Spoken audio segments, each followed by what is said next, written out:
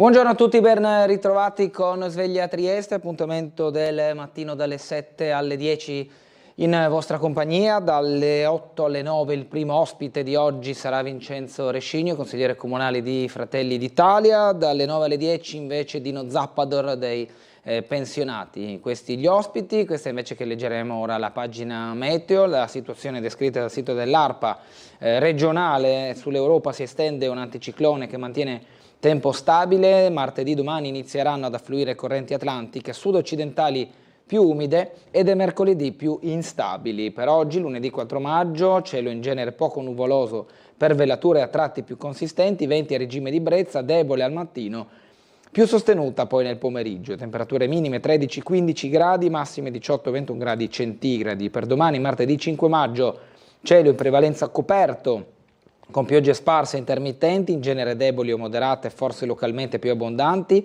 sulle prealpi Giulie più deboli sul Tarvisiano.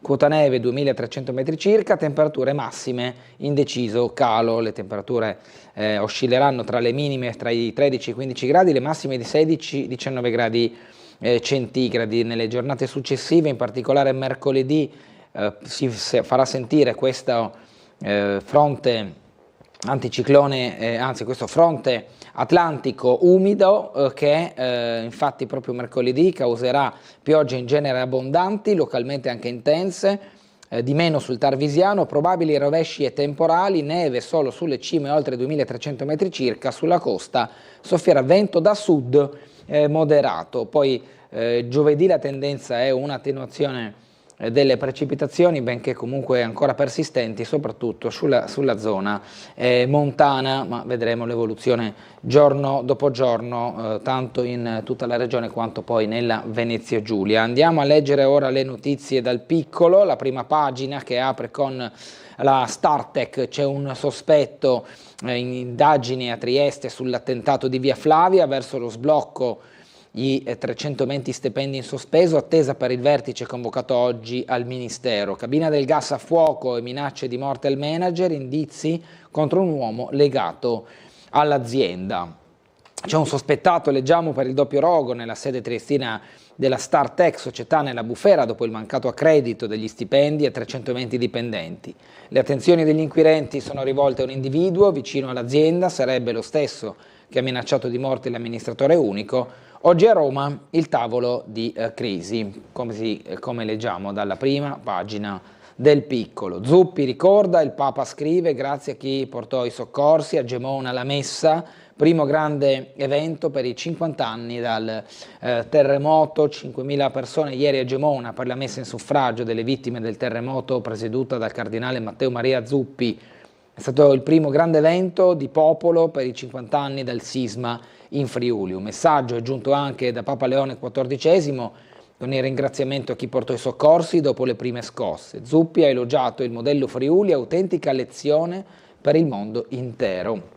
Partimmo per dare aiuto, un'esperienza che ci segnò.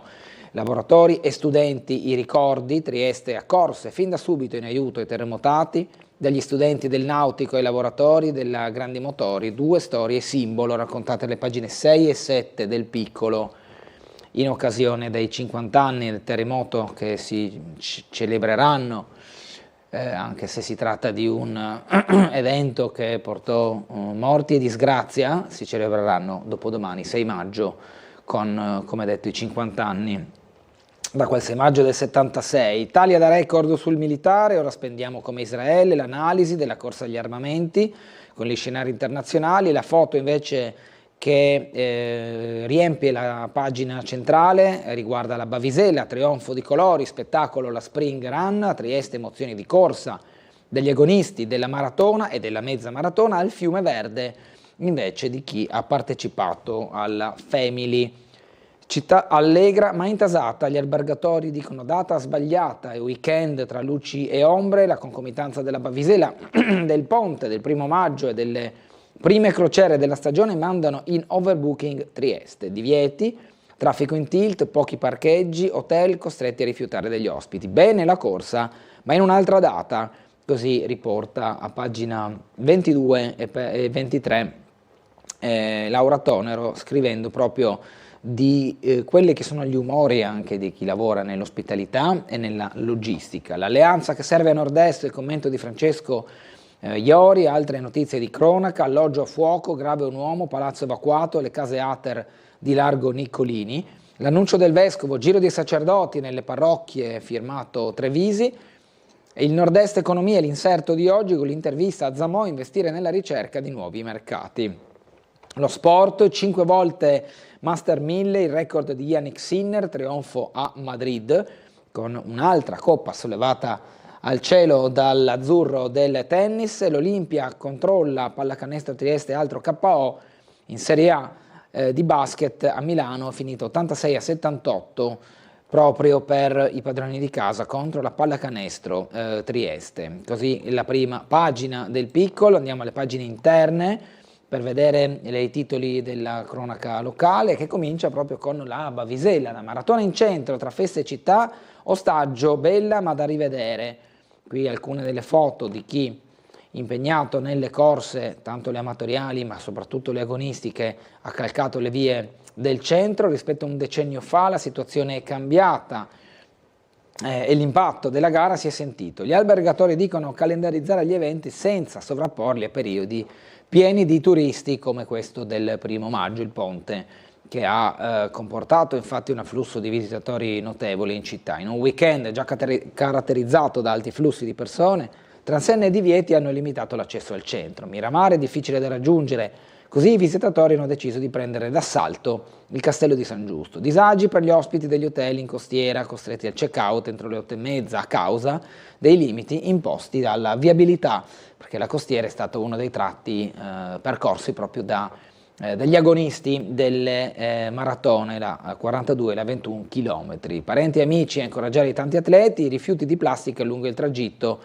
Lungo il percorso erano stati sistemati dei punti di distribuzione di acqua con bottiglie e bicchieri di plastica che, malgrado i raccoglitori di rifiuti extra posti in punti diversi, sono stati gettati a terra anche da chi non puntava a raggiungere tempi da record. Questo un dettaglio riguardo anche alla necessità di mantenere civiltà anche in situazioni di festa, dove poi si sa che ci sono le pulizie straordinarie, dei controlli, però se ognuno fa il suo meglio è, così riporta anche il piccolo. Allora andiamo a vedere le emozioni della Bavisela, che torna con la maratona da 42 chilometri in questa giornata di ieri, bella giornata soleggiata di festa, con, come abbiamo letto, anche qualche malumore da parte di albergatori e turisti. Vediamo.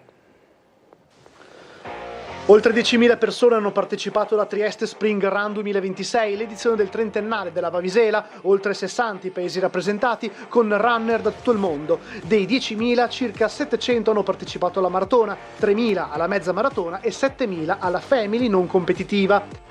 Nella maratona da 42 km, riproposto dopo 9 anni di assenza e partita da Piazza Unità d'Italia, ha trionfato il keniano classe 87 Benjamin Kiprop Serem, che si è iscritto individualmente e ha dominato in 2 ore 32 minuti e 21 secondi, precedendo di oltre 13 minuti Andrea Fadi della SD Prealpi Giulie, terzo Marco Visintini, Tesserato Unione Sportiva Aldomoro.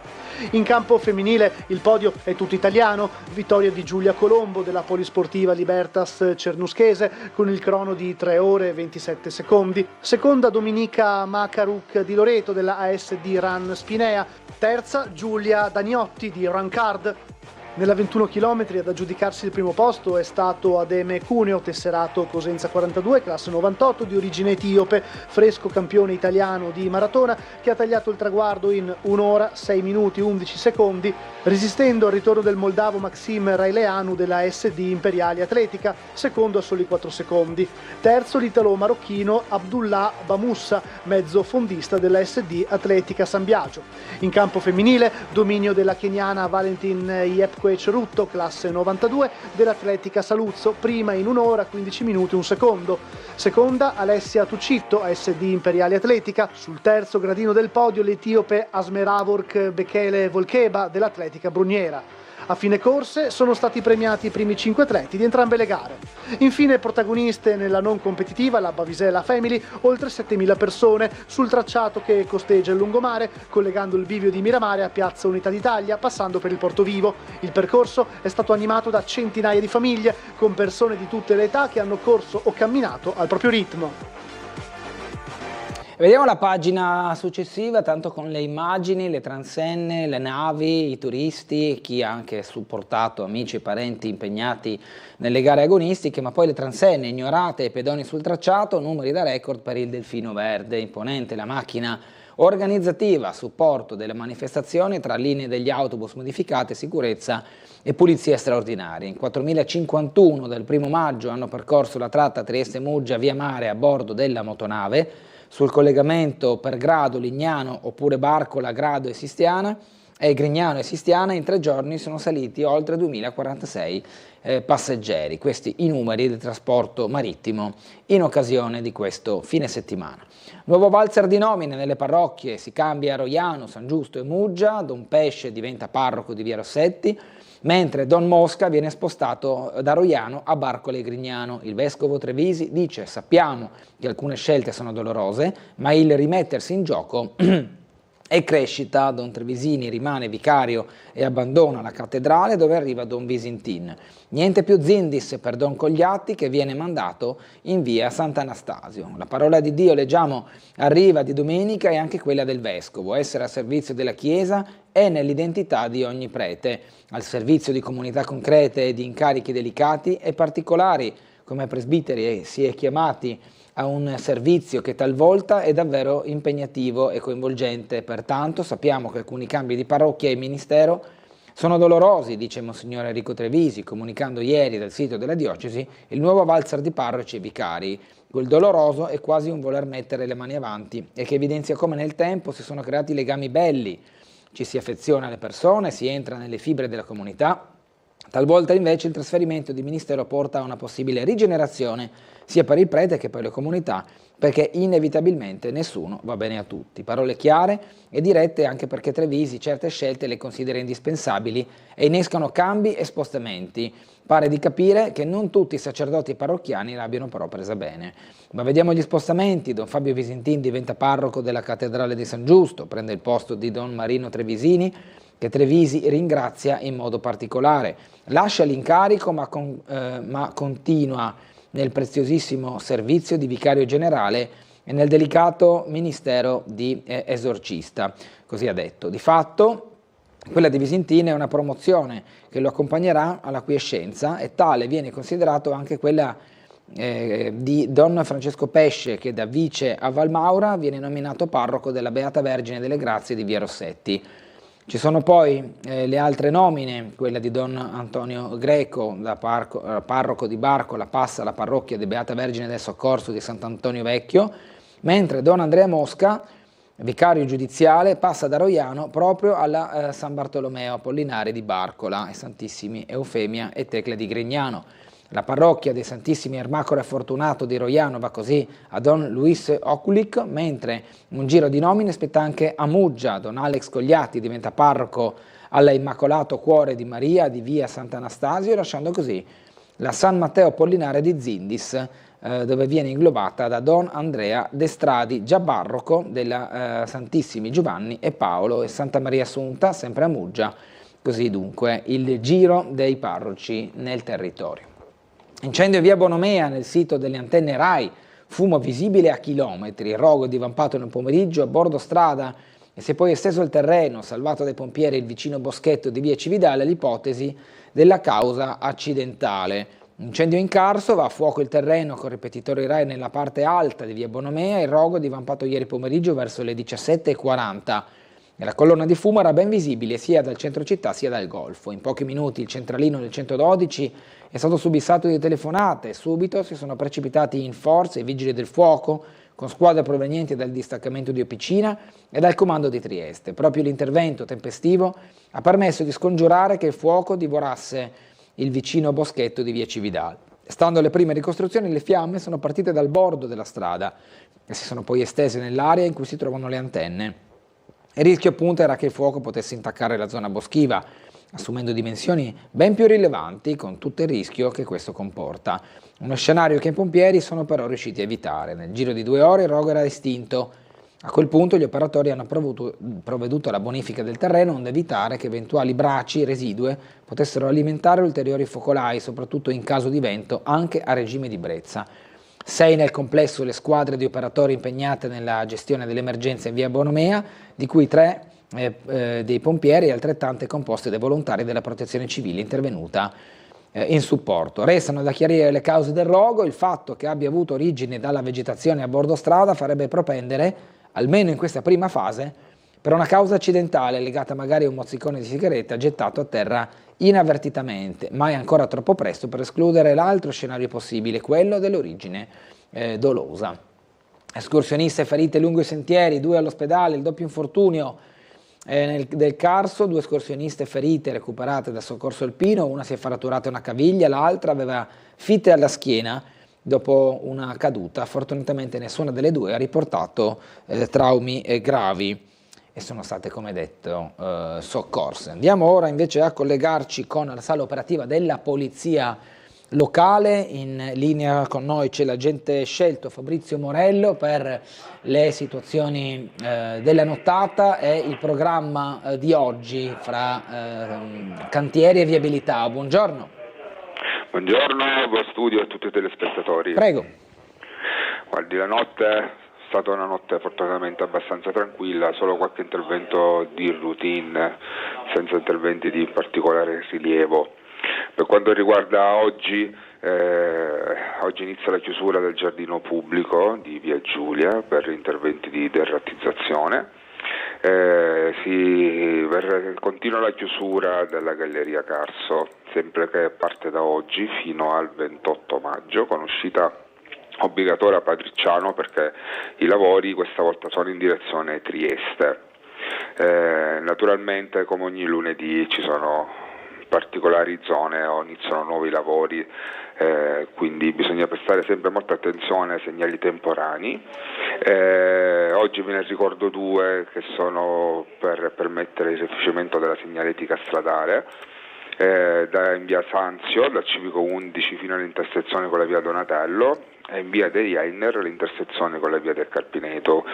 Inoltre vi ricordo che continua la chiusura della via Crispi Pindemonte per la messa in sicurezza della scala San Luigi, con divieto di transito in entrambi i lati, con una deroga però per i residenti. Ricordo che è stata modificata la viabilità e questi tratti di strada sono ora a doppio senso di circolazione, quindi prestare sempre attenzione. Non ci sono altre manifestazioni, eventi che possono inficiare la viabilità. Dopo ieri la Spring Run dove è andato tutto molto bene, quindi direi che vi restituirei la linea. Le eventuali nuove manifestazioni saranno poi ridotte nei prossimi giorni.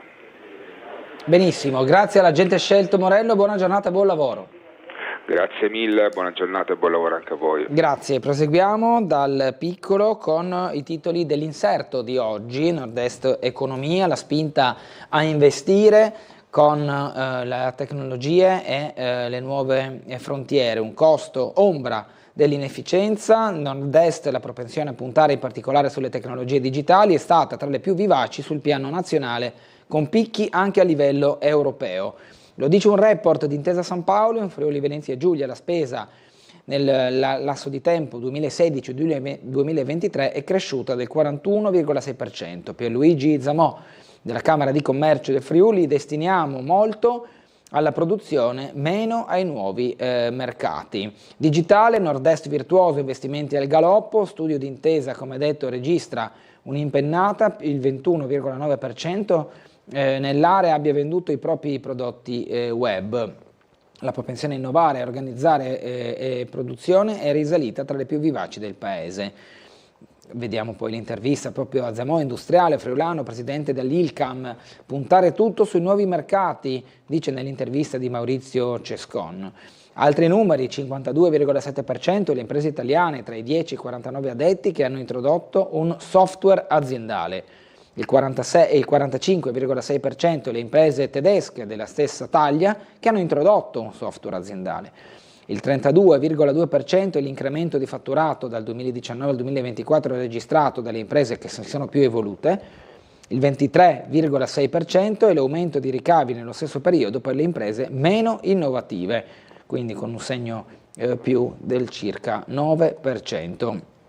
Portalettere, consulenti, dirigenti e direttrici, cresce Imposta Italiana in investimento Sulle donne, in Friuli Venezia Giulia la presenza femminile va al 75% di Pordenone, dal 75% di Pordenone al 65% di Trieste. La presenza femminile di Poste Italiane, il 44,5% componenti del CDA, oltre il 53% dei dipendenti sul totale di 120.000, 46% tra quadri e dirigenti, 59% dei direttori in ufficio postale. In Friuli Venezia Giulia la percentuale femminile degli uffici postali è ben sopra il 70% in tutte le province, la percentuale degli addetti al recapito è al 51% a Trieste, 49% nella provincia di Pordenone, 44% nelle province di Gorizia e di Udine. Le bussole intelligenti ideate da Kiwi per orientarsi nei grandi cataloghi, il successo delle soluzioni create dalla Digital Design Agency di Treviso, qui il team in foto, l'innovazione dall'India al Messico, gli altoatesini di Hitti costruiscono funivie per le città del mondo, il colosso di Vipiteno in campo per alleggerire il traffico delle metropoli. Qui l'impianto a fune di Ajaccio in foto e invece il presidente del gruppo HTI Anton Sieber, 3 i pilastri della nostra strategia: diversificazione, internazionalizzazione e innovazione. Siamo stati capaci di adattarci al mercato, quello del trasporto su fune. A Trieste poi è diventato un dibattito. Proseguiamo, colombe in volo su Amazon, pasticceria Fraccaro 1932 cresce del 12% ogni anno, a metà maggio il Made in Italy Days del colosso di Bezos, un'opportunità per le piccole e medie imprese con la vendita dei prodotti proprio sulle piattaforme digitali più conosciute, più frequentate come quella di Amazon. Cronaca ora sempre nelle pagine di Trieste, è terminato l'inserto, a fuoco un alloggio Ater di Largo Nicolini, evacuate 27 famiglie, anziano intossicato. Inquilino dell'appartamento da cui il rogo ha avuto origine è riuscito a fuggire in tempo rimediando soltanto qualche ustione. Sul posto è andato per noi Gianluca Paladin che ha raccolto quanto ora vi proponiamo. Sono dovuto scappare fuori, quindi era pieno di fumo. Siete qui in attesa, insomma? Sì, sì. Ho sentito il fumo, ho provato a aprire la porta e ho messo gli asciugamani sulla porta. Io mi sono svegliata col pompiere in casa, quindi altro non so, sono corsa giù. Anche il vostro gatto impaurito, vero? La gattina, sì, povera, sì. Tanta paura e un fuggi generale dal condominio per evitare di rimanere intossicati o ustionati, con i pompieri da un lato impegnati nel domare le fiamme, dall'altro nel portare a termine l'evacuazione del palazzo, che conta circa 40 nuclei familiari. Incendio alle 15 di questo pomeriggio in un appartamento al terzo piano di un condominio di Largo Niccolini. Sul posto 2 squadre dei vigili del fuoco con l'autoscala e l'autobotte, presenti anche gli agenti della Polizia di Stato e il personale del 118 con automedica e ambulanza. 2 persone infatti sono rimaste ferite. Una di queste è proprio l'inquilino dell'appartamento al terzo piano che ha riportato ustioni di secondo e terzo grado ed è stato portato all'ospedale per le cure del caso. Un anziano del quarto piano invece è rimasto intossicato a causa dell'inalazione dei fumi della combustione. Ancora in fase di accertamento le esatte dinamiche che hanno portato allo scoppio dell'incendio. Secondo quanto appreso, il rogo sarebbe partito dalla camera da letto dell'abitazione, forse alimentato da dell'insetticida per le cimici da letto spruzzato dall'inquilino, un 44enne italiano gravato da disagio psichico e problemi di tossicodipendenza. Una sigaretta lasciata accesa e un pentolino sul fuoco avrebbero fatto il resto. Infatti l'appartamento risulta distrutto. Il rogo avrebbe intaccato anche un'altra abitazione confinante, mentre quelle dei piani superiori e inferiori risulterebbero agibili. Quel che è certo è che l'episodio ha generato tanta preoccupazione, con le persone evacuate in attesa di capire quando e se potevano rientrare in casa. Sono un'amica di famiglia, non abito qua però. Preoccupata per quello che è successo? Certo, mi sono preoccupata e sono venuta a vedere se avevano bisogno d'aiuto. Ho sentito gridare aiuto, l'irruzione, i pompieri che battevano per le porte e basta, ci hanno fatto sfollare, ho visto le fiamme e via. Ancora su questo fatto di cronaca, rabbia e paura tra i condomini, questa persona ci ha esasperato, le reazioni dei vicini, paura ma anche rabbia ed esasperazione sui volti dei residenti del condominio di Largo Nicolini 3, paura perché la gente ieri pomeriggio si è ritrovata improvvisamente costretta a correre in strada con la preoccupazione di aver subito danni al proprio appartamento, rabbia ed esasperazione perché chi abita qui in questo moderno comprensorio Ater è continuamente alle prese con disagi e tensioni di vario genere. Nell'appartamento che si è incendiato abita una persona tossicodipendente seguita da un centro di salute mentale, spiega un'inquilina. E questo, qui, tutti lo sappiamo, un elemento questo confermato anche da fonti Asuggi. Come si può vivere in casa con un vicino che fa uso di droghe e non sappiamo cos'altro, non è in grado di badare a se stesso e alla propria casa e poi provoca incendi? Chiede con estremo scoramento la signora. Io ho assoluto rispetto per chi sta male, ma noi non possiamo sopportare ancora una situazione del genere. Di sera c'è da aver paura ad andare a dormire e io personalmente ho paura anche di recarmi in ferie perché temo sempre che succeda qualcosa e infatti ora c'è stato questo incendio. Vero, le fa eco un altro vicino, siamo esasperati, una persona con problemi del genere psichici e di droga non può vivere in un condominio insieme agli altri, è troppo pericoloso. Non possiamo continuare a stare così, con questa preoccupazione, quest'uomo dovrebbe essere accolto in una struttura, non può stare qui. Un residente che abita in un appartamento situato nella stessa palazzina riferisce che tempo fa un vicino con analoghi problemi di dipendenza da sostanze aveva tentato di incendiare la propria abitazione. Così, dunque, la ricostruzione dei residenti. Cambiamo argomento, alla stazione Rogers la cultura funziona ma la stagione all'aperto resta in bilico, il bar è rimasto già chiuso la scorsa estate e si cerca una gestione. L'area esterna è suolo pubblico, soggetto a The Horse. Qui il gruppo in foto del laboratorio di autocostruzione svolto di recente alla stazione Roger, che è incerta la stazione per la seconda estate di fila. Non ci riferiamo all'attività prettamente culturale che prosegue senza intoppi, continuando ad animare l'edificio realizzato nel 1953 dall'architetto Rogers in fondo alle rive di Trieste. In questi giorni, ad esempio, con la partecipazione di varie associazioni sono stati realizzati dei laboratori di autocostruzione, la foto lo testimonia, però il riferimento è al bar esterno che senza annunci conclamati già l'estate scorsa ha tenuto chiusi i battenti. La società che lo gestiva dal 2011, la Midnight SRL, proprietaria del Cemut in Cittavecchia,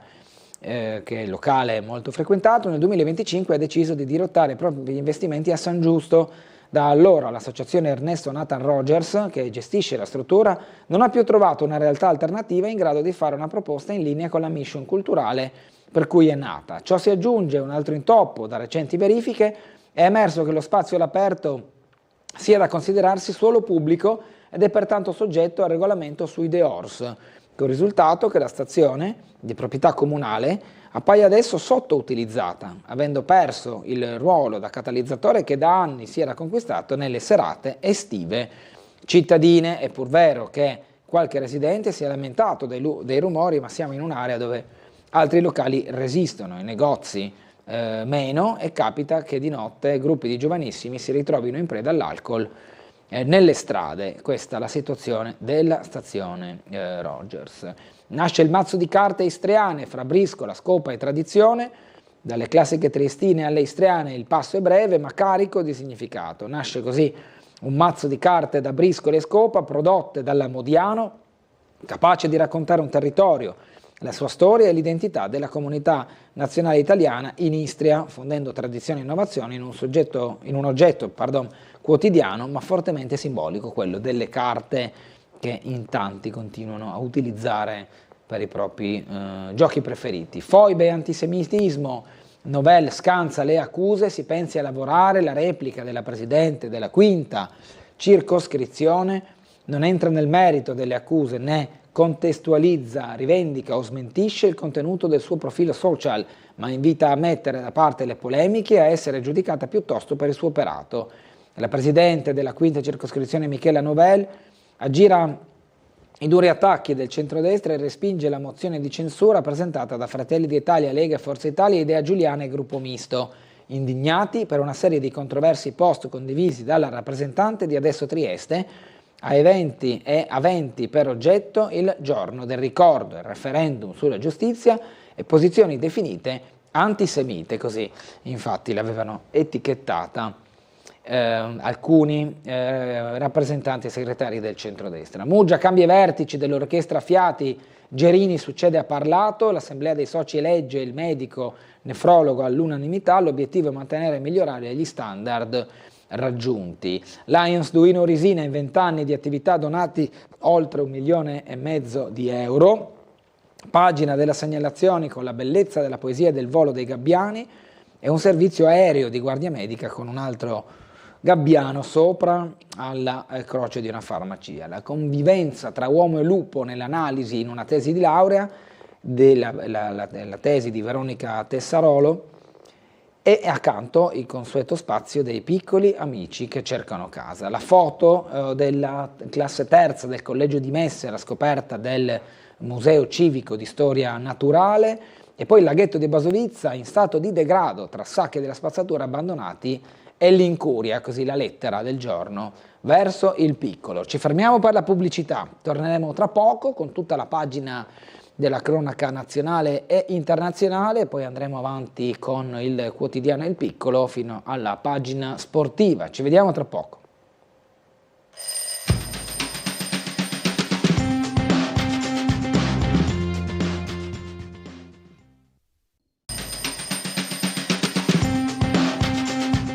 Ben ritrovati in diretta con Sveglia Trieste, lunedì 4 maggio, vi anticipo nuovamente gli ospiti di questa mattina. Saranno con noi Vincenzo Rescigno, consigliere comunale di Fratelli d'Italia, dalle 8 alle 9, Dino Zappador invece dei pensionati dalle 9 alle 10. Proseguiamo con Il Piccolo, pagina 2, che si occupa dei 50 anni del terremoto del Friuli, che avverranno i 50 anni il giorno 6 di maggio, dopodomani mercoledì.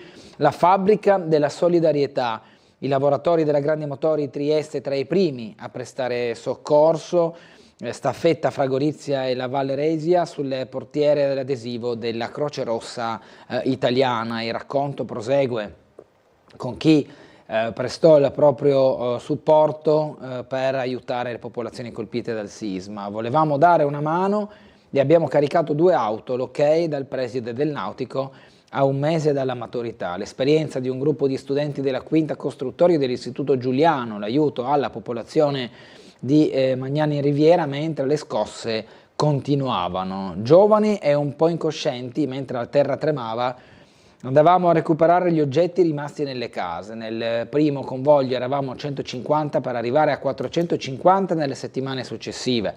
Realizzammo l'impianto elettrico dell'ospedale da campo di Gemona e questi sono i racconti di chi andò in aiuto alle popolazioni colpite. Noi andiamo a vedere ora proprio dal servizio andato in onda nel nostro telegiornale quelle che sono state le prime tappe di avvicinamento a questa simbolica data, ovvero la messa che si è celebrata ieri.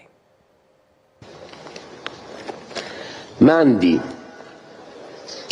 e ci sentiamo subito a casa. Comincia con un mandi, l'intensa e toccante omelia del cardinale Matteo Maria Zuppi, il presidente della Conferenza Episcopale Italiana, che a Gemona ha celebrato la messa in ricordo del terremoto del 76.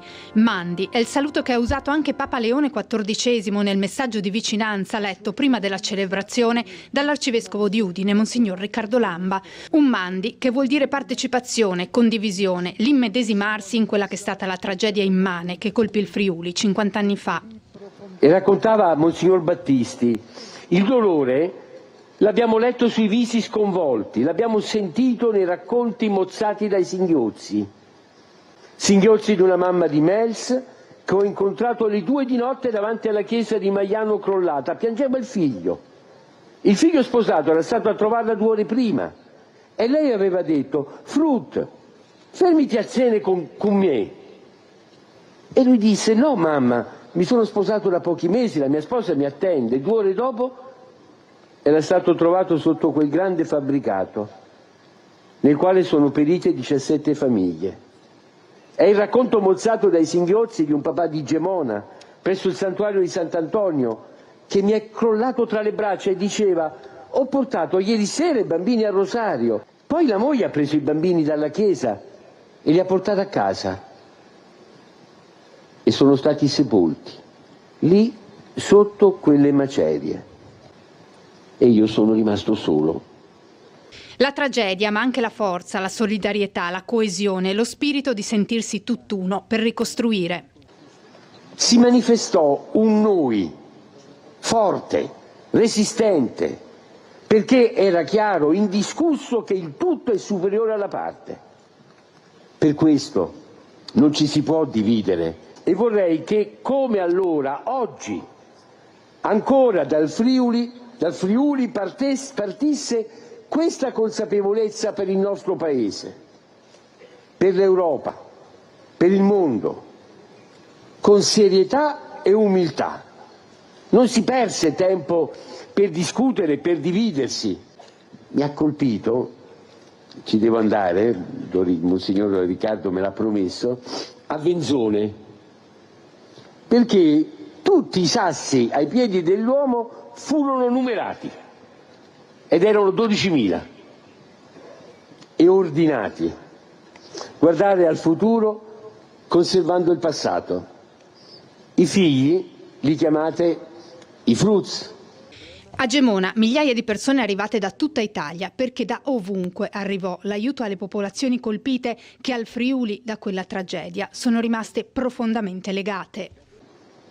Ave, o Vergine, us saludi, come la Iul anceiò. Ave, o plene d'ogni grazie, il Signor ale con vo. Amen.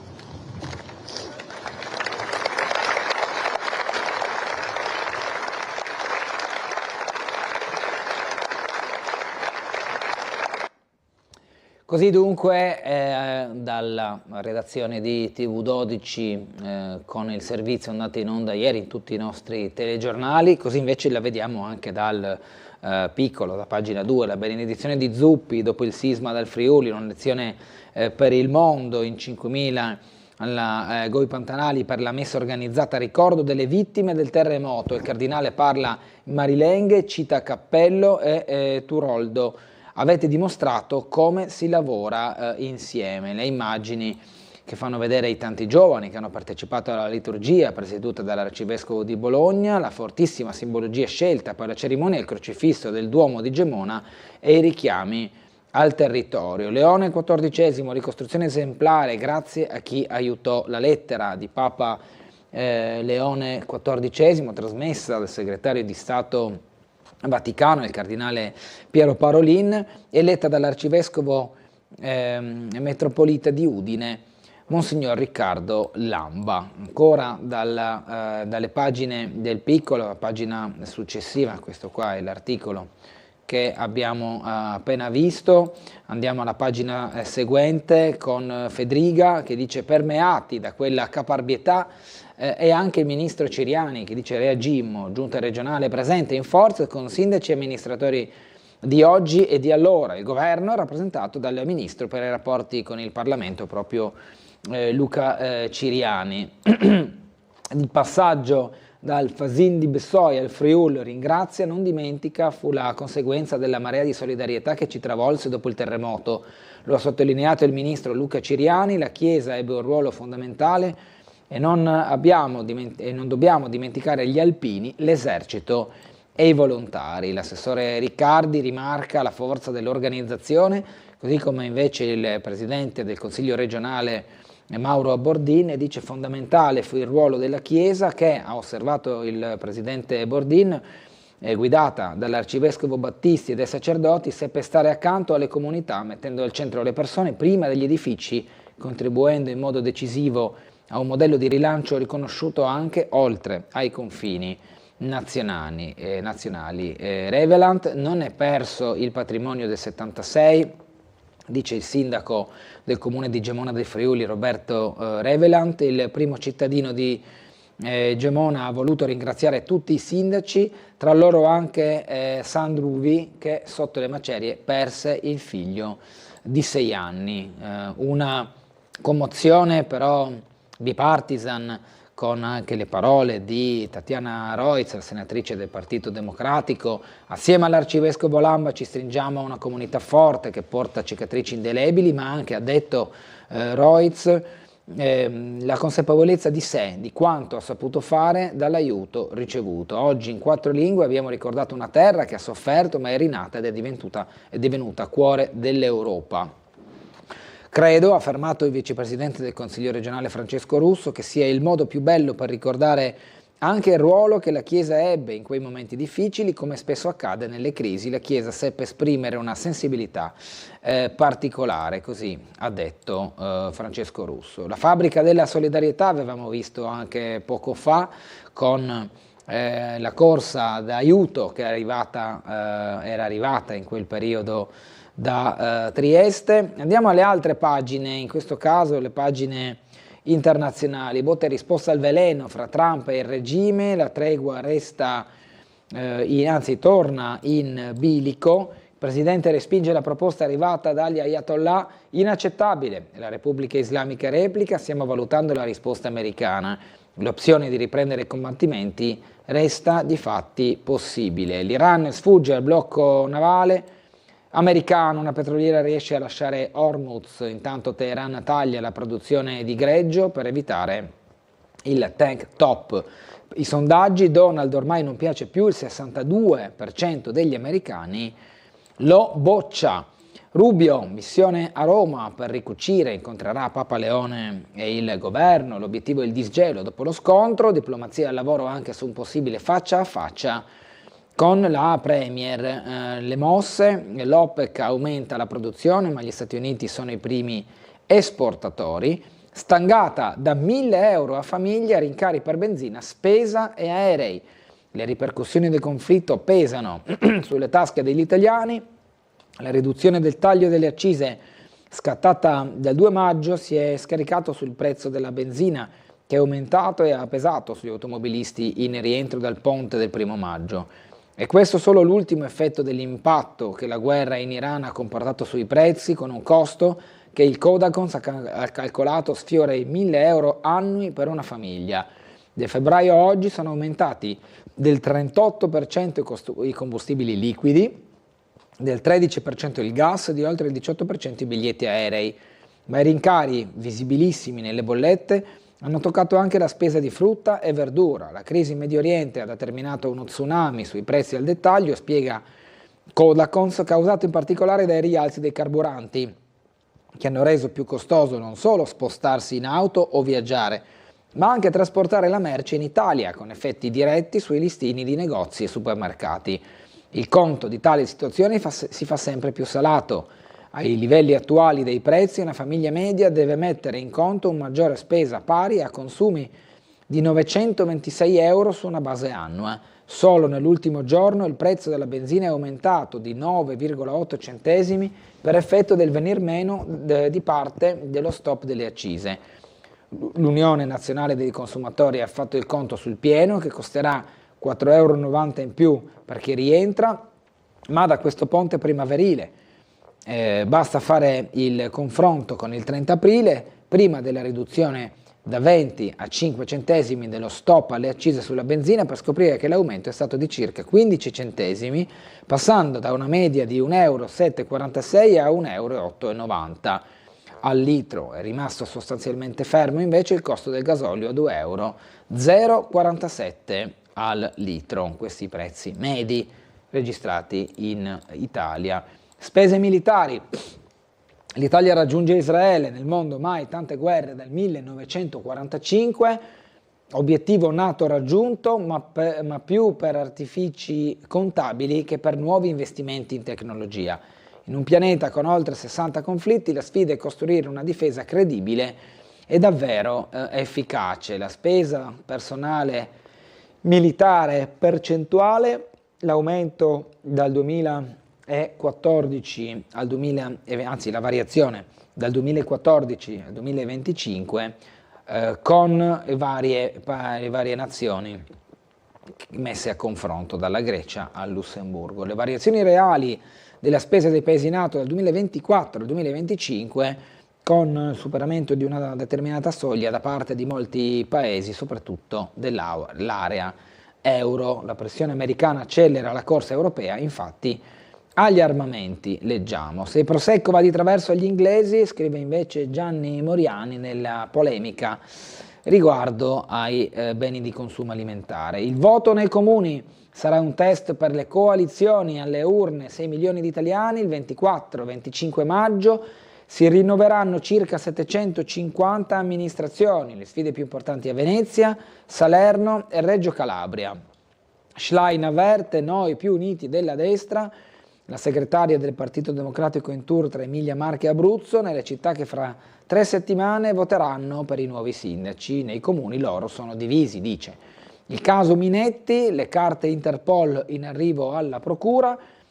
Per la legge elettorale la maggioranza punta al primo sì entro luglio. Il nuovo sistema di voto dunque passerà alla Camera con le prime dichiarazioni di voto, poi si andrà avanti anche con le fasi del passaggio tra le due Camere, come detto. Beatrice Venezzi: così è sfumato il progetto culturale del governo. La direttrice stava al sovrintendente a organizzare un incontro con l'orchestra della Fenice. La mia non era una nomina politica, semmai quella di Colabianchi. Qui un'intervista curata da Camilla Gargioni con proprio le parole della ex direttrice della Fenice di Venezia, Beatrice Venezzi. Nelle carte degli ispettori il processo alla Biennale, la Russia non è invitata. La relazione degli inviati del MIC ha fotografato le criticità alle quali si è esposta la Fondazione, possibili ricadute per la riapertura del padiglione russo e poi l'esclusione di Israele dai premi. Ma K. Giustinian si difende: gli artisti russi si esibiranno solo nella preapertura e il rischio di una causa per i leoni negati è venuto meno con le dimissioni della giuria. La lettera di Buttafuoco a Roma a Gisca, il ministro degli esteri, 7 pagine di arringa difensiva. Giuli, il ministro, dice: la Biennale non poteva escludere i paesi, ma Buttafuoco non fa politica estera. Il sogno del tono minore e il frastuono delle guerre è l'edizione più difficile. Oggi lo spin-off a Marghera, domani i primi eventi della preapertura, dalla morte della curatrice alla giuria che se ne va, un anno piuttosto complicato a Venezia per la Biennale. La ragazza del forum non era chiara. La legale di Sempio, amica dell'indagato, insieme al delitto di Garlasco, rivela che il suo assistito aveva una cotta per una giovane diversa dalla vittima. Il commesso scriveva di un'ossessione tra i 18 e i 20 anni, nessuna così nella mia vita. Proseguono le indagini per il caso del delitto di Chiara Poggi. Ucciso davanti al figlio anche il cognato è indagato per rissa, l'omicidio di massa, con ulteriori sviluppi del caso. Per le guardie svizzere superlavoro nel 2025, il 6 maggio giurano 28 nuove reclute.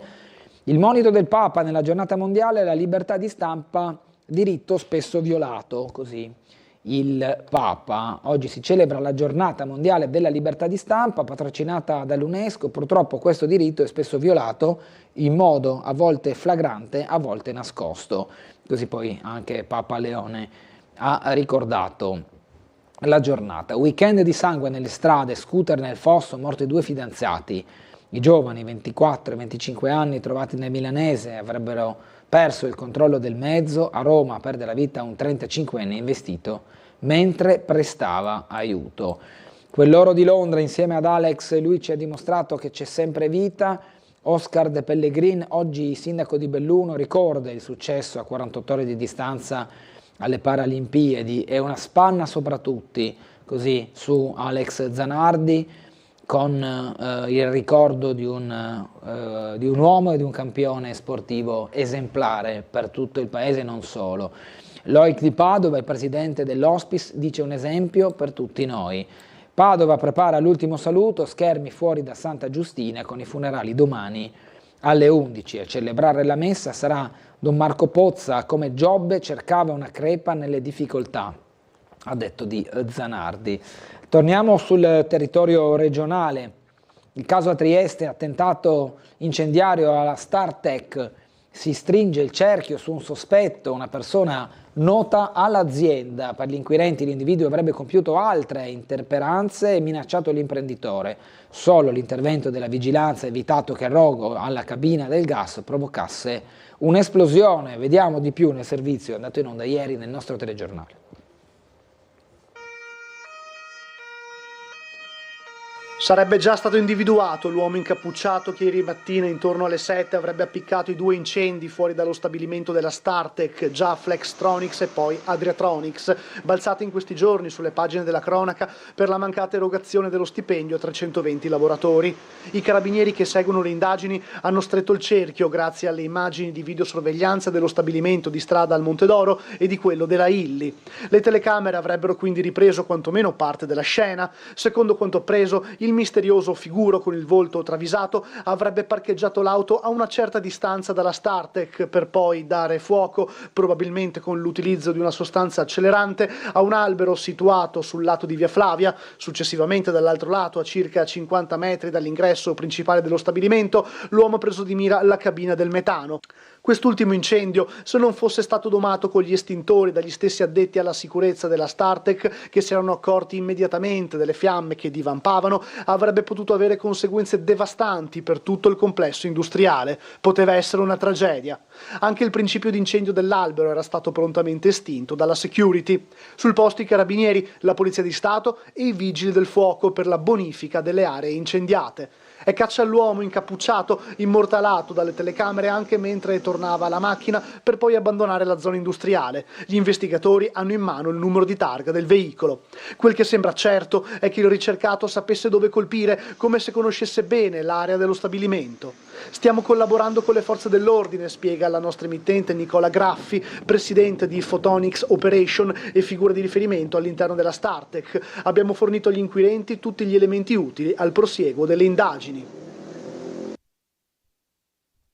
C'è preoccupazione, c'è anche un po' di sgomento rispetto a un possibile tentativo di sabotaggio, comunque di creare del dolo in un'azienda che in questo momento è in forte fibrillazione per le questioni che sappiamo, retributive, assetti societari e quant'altro. È quello che vogliamo prima di tutto auspicare, che la persona sia identificata e isolata, ma che non sia una situazione figlia di eventuali esasperazioni causate da questa situazione. Noi condanniamo senza se e senza ma qualsiasi atto doloso che possa arrecare danno all'impresa e indirettamente anche ai lavoratori. Gli incendi appiccati all'esterno della Startec preoccupano tutti, anche i sindacati, che condannano il gesto con fermezza, augurandosi che si tratti di un episodio isolato. Un fatto, quello di ieri, che si inserisce nel contesto di crisi dell'azienda, dove 320 lavoratori stanno ancora aspettando lo stipendio. L'erogazione sarebbe attesa in settimana. Dunque le rappresentanze sindacali, preoccupate per il futuro del sito produttivo e dei suoi lavoratori, chiedono chiarimenti e certezze. Queste sono le risposte che noi attendiamo nell'incontro di martedì mattina. Già lunedì l'azienda verrà sentita dal Ministero e dalla Regione, sperando che gli affidamenti che il CEO ha dato nei giorni scorsi circa il fatto di voler onorare gli stipendi nel corso di questa settimana diventino un fatto concreto, che sia fornita una data certa di pagamento degli stipendi, ma anche un chiarimento sugli assetti societari, che è fondamentale per il proseguo del piano industriale. Io non penso che il venir meno di un socio noi lo scopriamo seduta stante.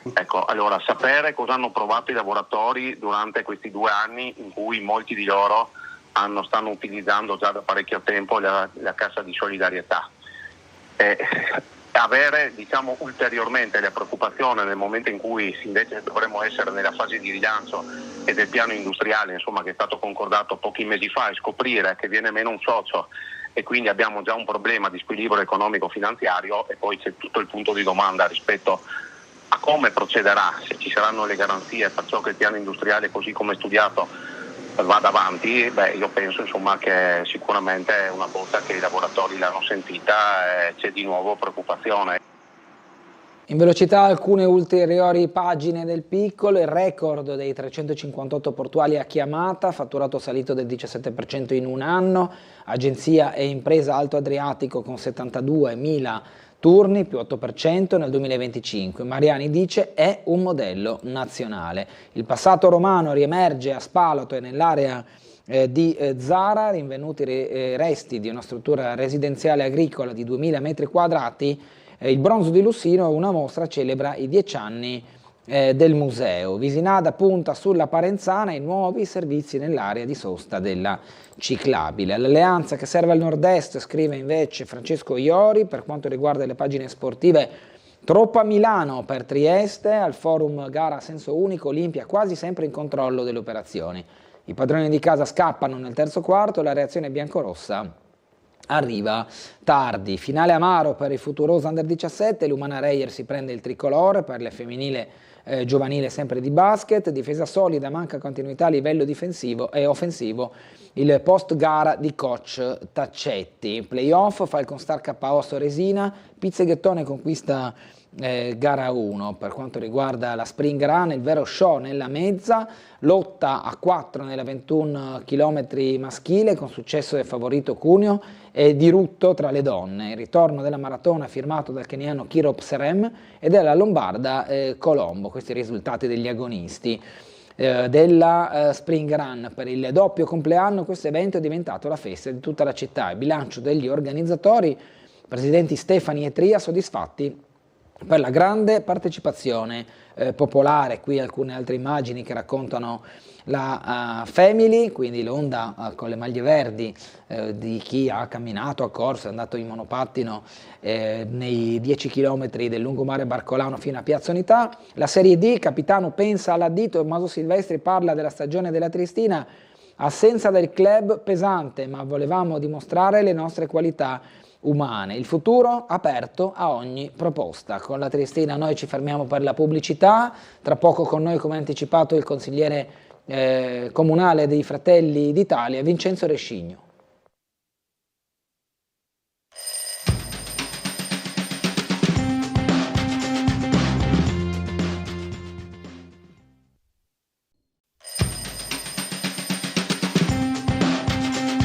Torniamo in diretta con Sveglia Trieste, come anticipato siamo in compagnia del consigliere comunale di Fratelli d'Italia, Vincenzo Rescigno. Buongiorno, ben trovato. Buongiorno a tutti e grazie per l'invito. Tanti auguri per ieri, perché scopro dopo che è il compleanno di Vincenzo Rescigno, quindi gli auguri in ritardo. Ben graditi, e comunque il tempo passa e naturalmente ci trasforma un po' tutti quanti. Quindi ha festeggiato nel giorno della Bavisela. Sì. Ieri è stata una giornata particolare per la città. Importante per la città, abbiamo un evento anch'esso importante perché unito alla Barcolana vi è un richiamo, diciamo, oltre a essere interregionale per quanto riguarda la Barcolana, è internazionale, quindi benvengano questi eventi, 10.000 persone, vi sono state 3 gare con 3 distanze, quindi quelle per le famiglie, per i 21 km e per i 42 km. Comunque è un evento importante che ha ravvivato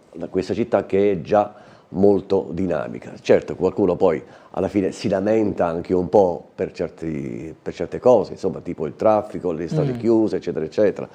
E quindi vi è sempre una proposta di qualcuno che dice magari di fare in un'altra data, di non far coincidere troppe attività, navi da crociere, Bavisela, visitatori e turisti, quindi in effetti la città è super visitata, super piena, però ci sono dei riscontri importanti, ad esempio quelli economici. Ieri pur non potendosi spostare tanto i visitatori che erano a Trieste si sono recati al Castello di San Giusto, quindi c'è stato il super pienone in quel luogo e anche in altri luoghi in periferia della città.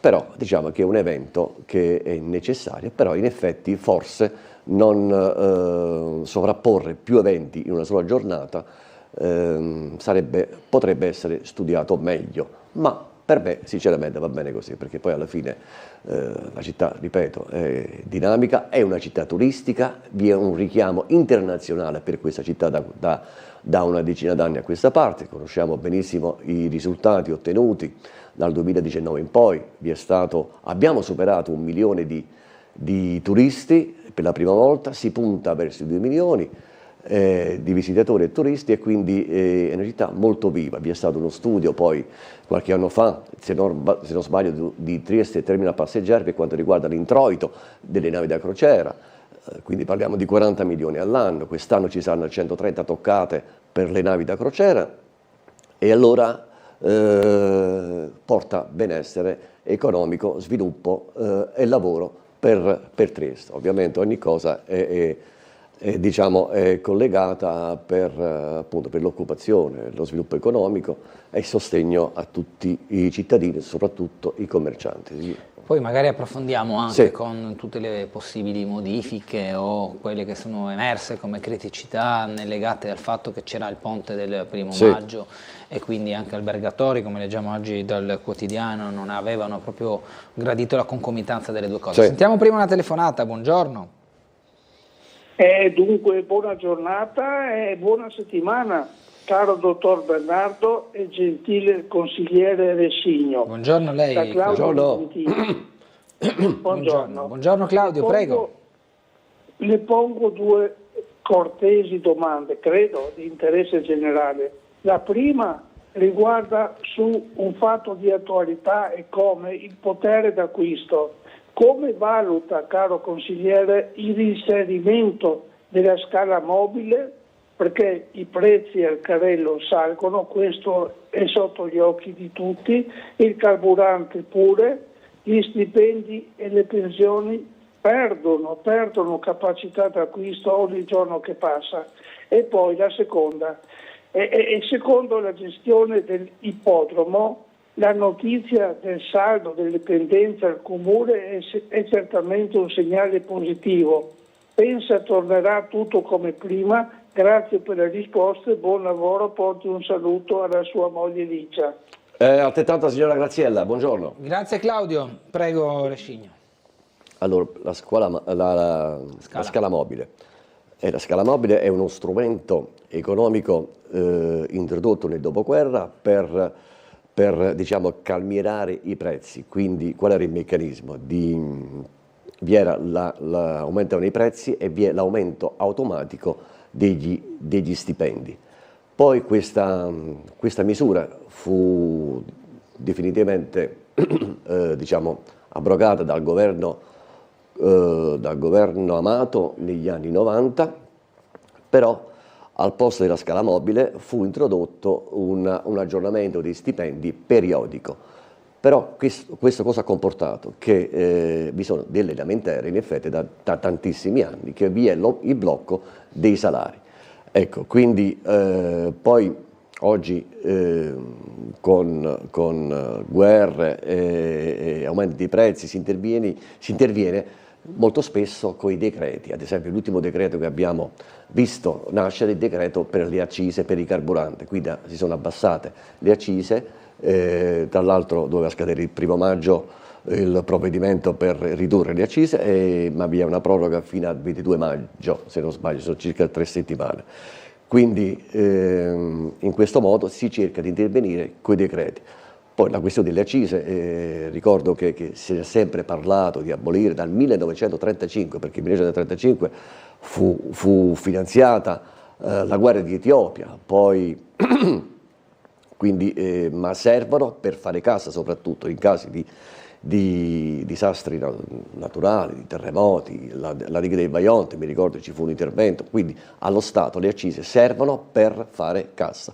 Poi per cosa sono state introdotte? Per quei prodotti, per quei beni e per quei beni e dei servizi, soprattutto i beni voglio dire, per quanto riguarda tabacchi e alcol, ovvero quei beni che non sono necessari, quindi costano di più. Se un pacchetto di sigarette oggi lo paghiamo 6 euro, allo Stato costerebbe molto meno della metà.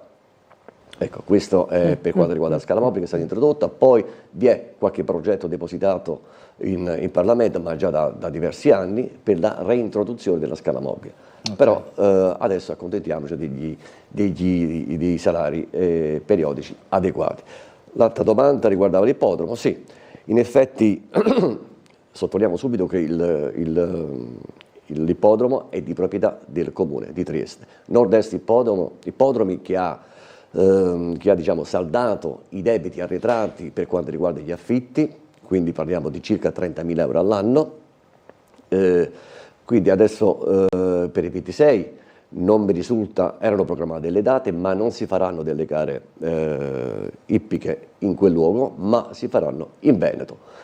Quindi per il 2027 vediamo cosa accadrà. Però diciamo da quando sono stati saldati i debiti, da quando si sta cercando di migliorare quel luogo, è stata ripristinata la pista per i cavalli, quindi anche sulla lamentele dei proprietari dei cavalli stessi, perché alla fine i cavalli hanno bisogno di allenarsi, di correre. Intanto funziona anche, oltretutto l'atletica, ci sono degli atleti che si vanno ad allenare, e poi i campi da padel, che lo stesso sono in funzione. E quindi tutto è nato, questa crisi, perché in effetti il mondo ippico è un po' in crisi, ma non da adesso, e allora si sono abbassati anche i contributi. È un peccato perdere magari un luogo come un'area come il Ippodromo di Trieste, che è nato a fine 800, attualmente mi pare ci sono 3-4 dipendenti, non so che fine hanno fatto, se lavorano ancora, che curano quell'area di circa 90.000 metri quadrati. Comunque, come diceva lei, signor Claudio, sperando che ritorni tutto come prima, piano piano, perché adesso intanto il sostegno importante ce lo dà il Veneto per quanto riguarda le gare. Poi vedremo il nostro futuro per quanto riguarda il mondo ippico. Poi tra l'altro si incastra benissimo l'ippodromo tra Piazzale dei Gasperi, l'ex caserma di Via Rossetti, che sarà ovviamente riqualificata, l'ex fiera che sarà anch'essa riqualificata e starà già lavorando, ma anche nella caserma di Via Rossetti, i musei di Via Cumano, quindi quell'area è un'area privilegiata. Leggo un paio di mail e poi arrivo subito alla telefonata successiva.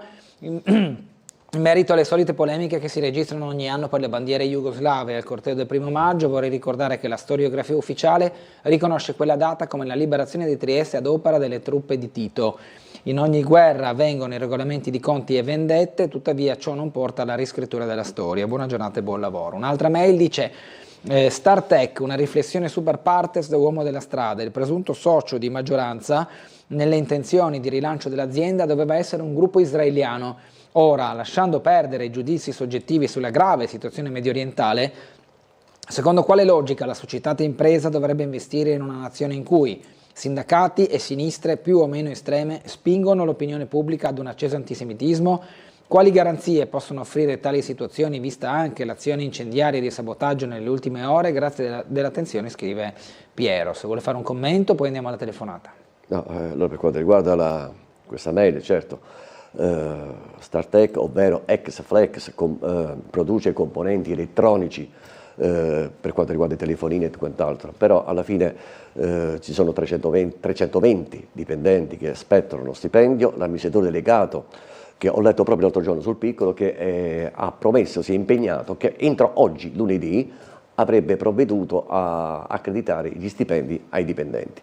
Ovviamente poi c'è stato questo attentato, questo sabotaggio. È chiaro che secondo me è una persona che conosce bene l'ambiente, conosce bene le persone, forse è facile indagare, perché uno che si attiva per commettere un atto del genere potrebbe essere stato licenziato, potrebbe essere stato diciamo, vittima di un provvedimento disciplinare secondo egli ingiusto, quindi non è difficile intercettare e capire chi fosse stato. Però aspettiamo le indagini che in corso, vediamo che succede. Sentiamo chi è in linea alla telefono. Buongiorno.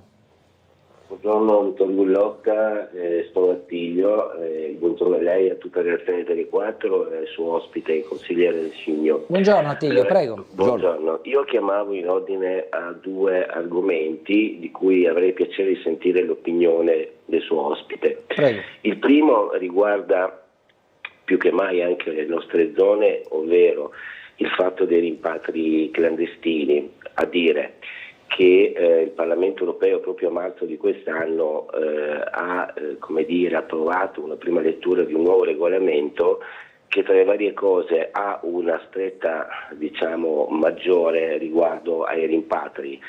Tra le varie mi permetto di aggiungere, con la creazione anche di hub esterni al paese di arrivo degli immigrati clandestini, cosa che il governo attuale aveva già previsto in Albania e che è stato, per varie motivazioni che adesso sarebbe lungo discutere, è stato negato poi dalla magistratura italiana. Ma detto questo, volevo sentire da parte, da questo punto di vista, se questo nuovo regolamento dal punto di vista del consigliere Rescigno vedrà presto alla luce una sua applicazione. Primo argomento. Secondo argomento è in ordine a questa guerra che ci sta coinvolgendo obtorto collo, dove tutto nasceva da una crociata giusta, se vogliamo, da questo aspetto, verso il popolo iraniano oppresso da un regime,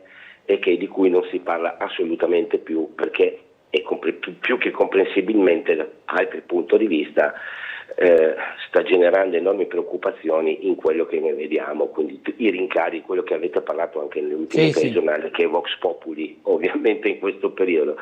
Quindi anche qui avrei piacere di sentire da un ex militare e oggi politico attualmente un suo punto di vista per meglio comprendere quali possano essere gli scenari che il cavaliere consigliere Rescigno vede. Vi ringrazio e auguro una buona giornata a tutti. Grazie anche a lei, grazie a Attilio. Prego Rescigno. Allora, per quanto riguarda il regolamento europeo, in effetti un paio di mesi fa, nel mese di marzo, l'Unione Europea, anzi la Commissione Europea, ha autorizzato l'avvio. Il regolamento non è stato approvato perché non esiste nessun regolamento europeo per quanto riguarda i rimpatri. È stata autorizzata l'avvio delle consultazioni tra i 27 paesi che compongono l'Unione Europea per comporre un regolamento per i rimpatri. Quindi ci saranno incontri, appunto, composizione del testo, il voto finale e l'adozione. Secondo me passeranno mesi, se non anni. Quindi chiaramente questo regolamento nuovo che nascerà sarà molto più restrittivo di quello già creato, già composto e creato e autorizzato poi nel 2008, e quindi ci saranno procedure più accelerate per quanto riguarda le espulsioni.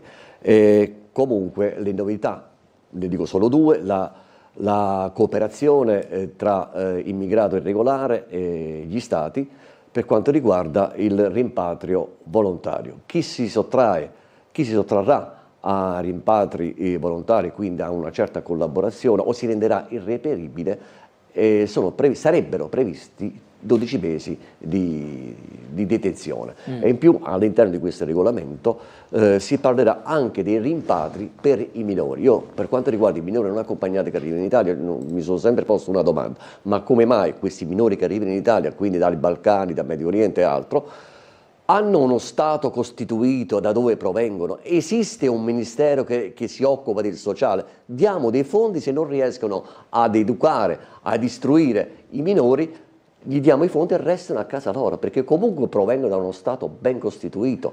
Quindi non è necessario occuparci, subire reati, perché poi un ragazzo a 16 anni, poi c'è un elenco lungo di commettere reati, e alcuni gravissimi, anche se sono minori. Quindi io sono sinceramente d'accordo sul fatto per quanto riguarda i rimpatri anche per i minori. Gli diamo dei fondi, un supporto economico, e quindi restano a casa loro. Intanto a casa loro possono istruirsi, imparare un lavoro, dopodiché, se non vi è la possibilità di lavoro nei loro paesi, si cercherà attraverso delle graduatorie, attraverso dei bandi, chiamarli uno per uno, e quindi avremo più pace, più tranquillità, più serietà per tutti quanti, senza che vengono magari per strada e sappiamo che poi generano imaranza, eccetera, eccetera.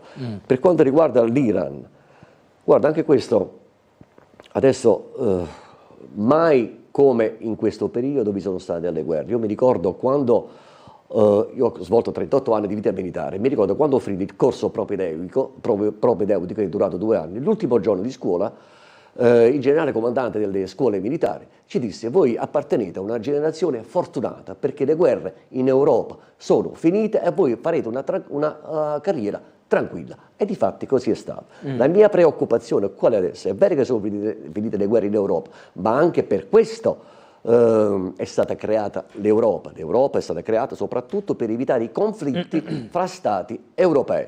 Però cosa sto notando? Che all'interno dell'Europa e dell'Italia ovviamente si stanno creando delle società separate. Che significa che questo prima o poi, fra 20 anni, 30 anni, è vero che sono finite le guerre tra stati, ma potrebbero iniziare delle guerre interne, quindi fra autoctoni e stranieri che magari rifiutano di integrarsi oppure insistono sul controllo del nostro territorio, e questo soprattutto per quanto riguarda il Nord Italia. Poi vorrei collegarmi anche all'ultimo decreto, sì, vabbè, quello già ne abbiamo parlato prima, poi volevo collegarmi alla questione dell'Iran, ovvero adesso è stata in atto l'aggressione, l'attacco per quanto riguarda l'Iran da parte dell'America e di Israele, però la verità, una delle prime vittime per quanto riguarda le guerre si chiama verità. Non sapremo mai realmente perché è scoppiata quella guerra. Quindi in linee generali l'America ha iniziato l'attacco, ha voluto la guerra contro l'Iran perché per fermare, per bloccare il progetto nucleare dell'Iran. Questo per la sicurezza globale. Israele ha collaborato nell'attacco, quindi l'attacco congiunto, perché? Per ridurre i fondi che l'Iran passa agli Hezbollah ed Hamas. Quindi cosa succede? Che Hamas e Hezbollah vogliono la distruzione dello Stato di Israele, e quindi l'Iran, secondo Israele, ma forse sarà vero, finanzia queste due organizzazioni che mi pare che non sono tanto tranquille. Poi vi è una tregua al momento infatti lo stretto di Hormuz al momento è chiuso, però possono passare solo navi che pagano il pedaggio. Ci sono dei negoziati in atto, però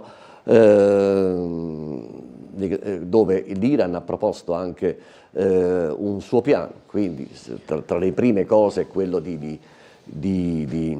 continuare a produrre l'uranio impoverito per centrali nucleari a scopo pacifico, e questo diciamo che gli americani non credono tanto a questa teoria.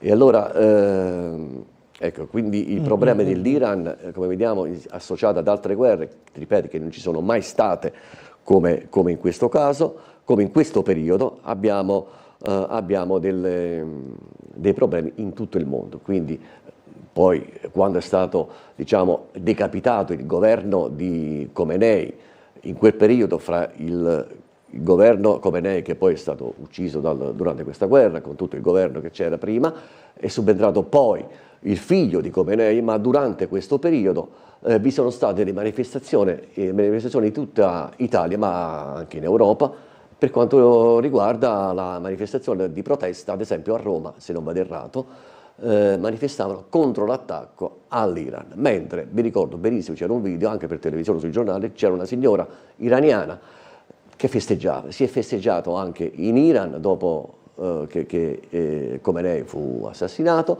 e questa signora disse ai manifestanti che manifestavano in una città italiana: perché manifestate così? Abbiamo perso da tanti anni i diritti umani, c'è la persecuzione per quanto riguarda certi soggetti, certi cittadini iraniani, e dopodiché la persecuzione degli omosessuali, la negazione dei diritti umani. Poi un particolare importante, un particolare che mi è rimasto impresso: le donne, quando ci fu la rivoluzione in Iran, che prima si chiamava Persia, per quanto riguarda, subentrò il governo teocratico, ovvero che comandano i leader religiosi, ci fu la destituzione di tutte le donne magistrato che c'erano in Iran. Quindi le donne magistrato non esistevano più, le avevano declassate a ruoli amministrativi. Chi si rifiutava è stata punita. E per quanto riguarda l'Iran, che una volta si chiamava Persia. Io avevo uno zio che ha fatto la scuola alberghiera, per esempio, a Salerno, dopo si è trasferito in Inghilterra, ha fatto un altro periodo e è andato in Persia, dove la Persia, ovvero l'Iran di oggi, era un paese come quello italiano, donne libere, belle, senza problemi di vestiti, di minigone, eccetera, eccetera. Mio zio mandò una foto a mia nonna di una ragazza persiana, bellissima, e poi, vista la rivoluzione che ci fu in Iran nel 78-79, mio zio si trasferì in Australia e là per fortuna è rimasto e ha fatto anche una appagante carriera. Quindi l'Iran, essendo un paese che potrebbe essere più calmo, meno integralista, è 5 volte più grande dell'Italia, 90 milioni di abitanti, le sue risorse si basano soprattutto sui fossili, ovvero petrolio, gas e soprattutto risorse minerarie. Potrebbero vivere una vita felice, più felici per quanto riguarda i cittadini, perché poi ricordiamoci le migliaia di persone che festeggiavano, che poi sono state anche, si sono ribellate e sono anche uccisi durante gli ultimi mesi. Di questo se ne parla poco, però è un argomento molto molto triste. E questo è la sintesi, diciamo. Andiamo in pubblicità, no? È 8:31, quindi ci vediamo tra poco per proseguire con la trasmissione.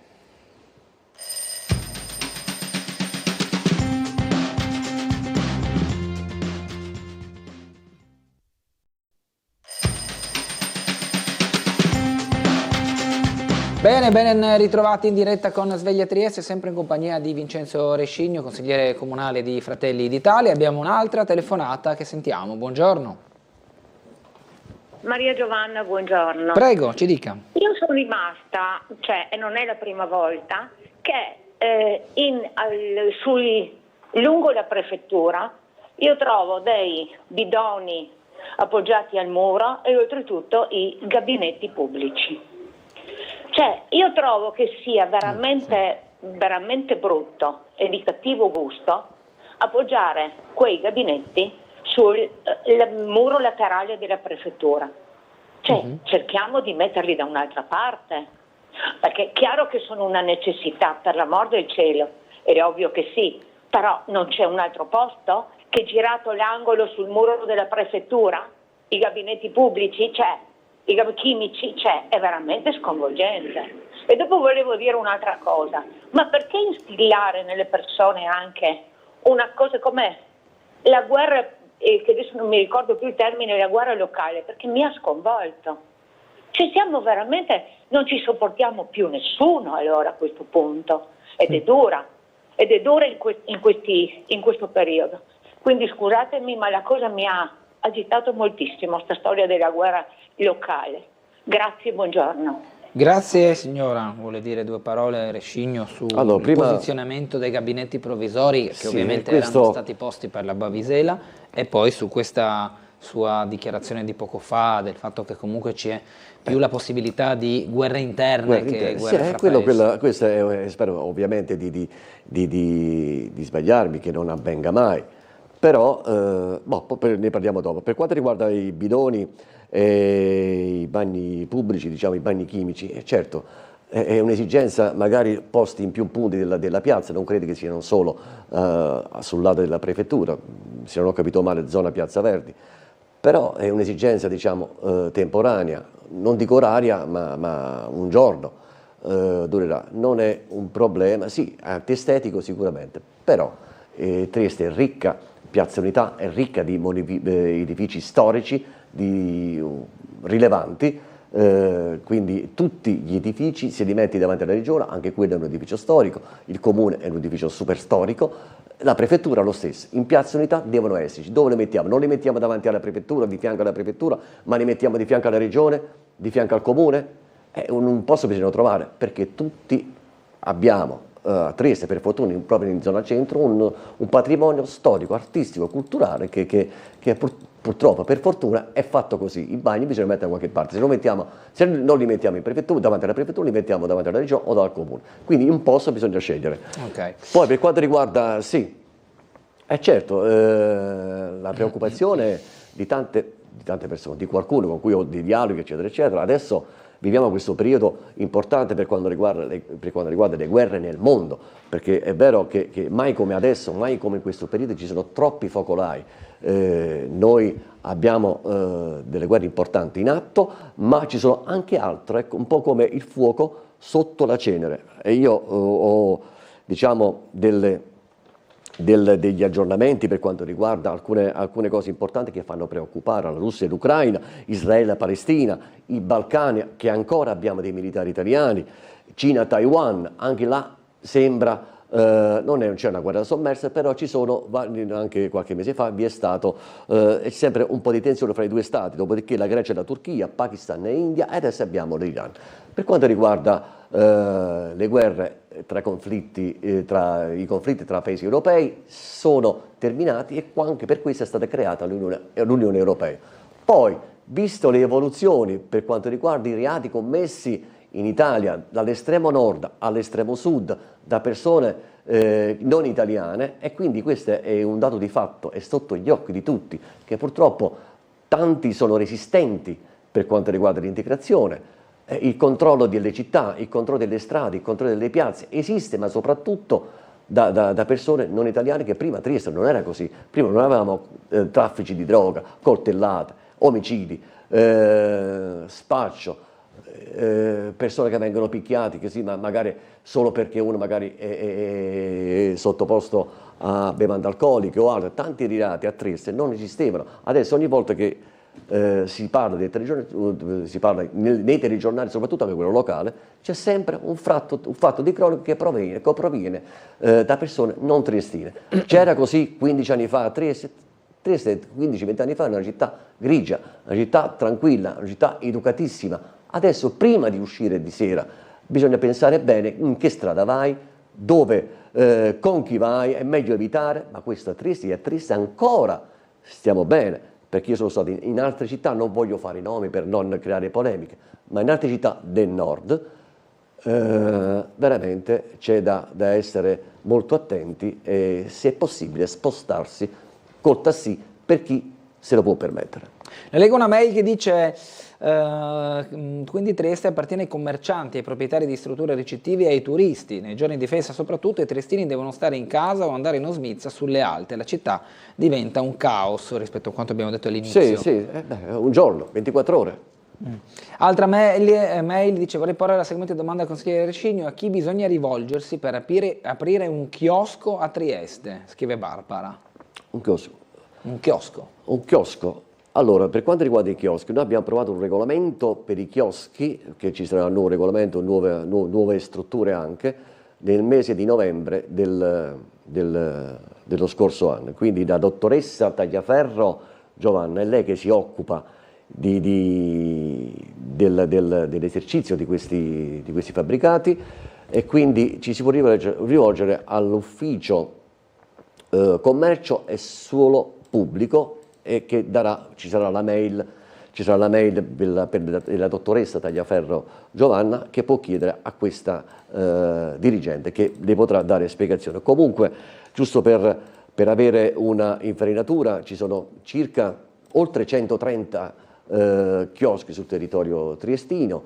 Adesso con il nuovo regolamento avranno tutti una stessa dimensione, lo stesso colore, più bisogna aggiungergli un'altra decina che riguardano quei chioschi temporanei, ovvero le caldarroste, il periodo di Natale, i gelati, e quelli di Barcola. A Barcola dovrebbero esserci 2 o 3 chioschi già attraverso bando sono stati occupati. Quindi dal 2030, se non vado errato, tutti i chioschi. Poi ci sono anche qualcuno che dovrà essere diciamo, eliminato, e qua mi rifaccio alla domanda della signora dei bagni chimici sotto la prefettura. Ci sono 2 in particolare che dovranno essere eliminati: i chioschi adiacenti a Piazza Unità, ovvero al Palazzo del Comune. L'altro chiosco sarà eliminato, quello in Piazza della Repubblica, anche là è un edificio storico rilevante, quindi questi 2 vanno eliminati. Quindi sono oltre 100 i chioschi, il regolamento è stato fatto, e entro il 2030 ci saranno dei chioschi che dovrebbero avere 15 metri quadrati, colore grigio, e tutti uniformati. Si chiamerà modello Trieste. Unici in Italia. Abbiamo ancora una telefonata, buongiorno. Buongiorno. Consigliere Resigno, sono Oscar. Buongiorno. Buongiorno.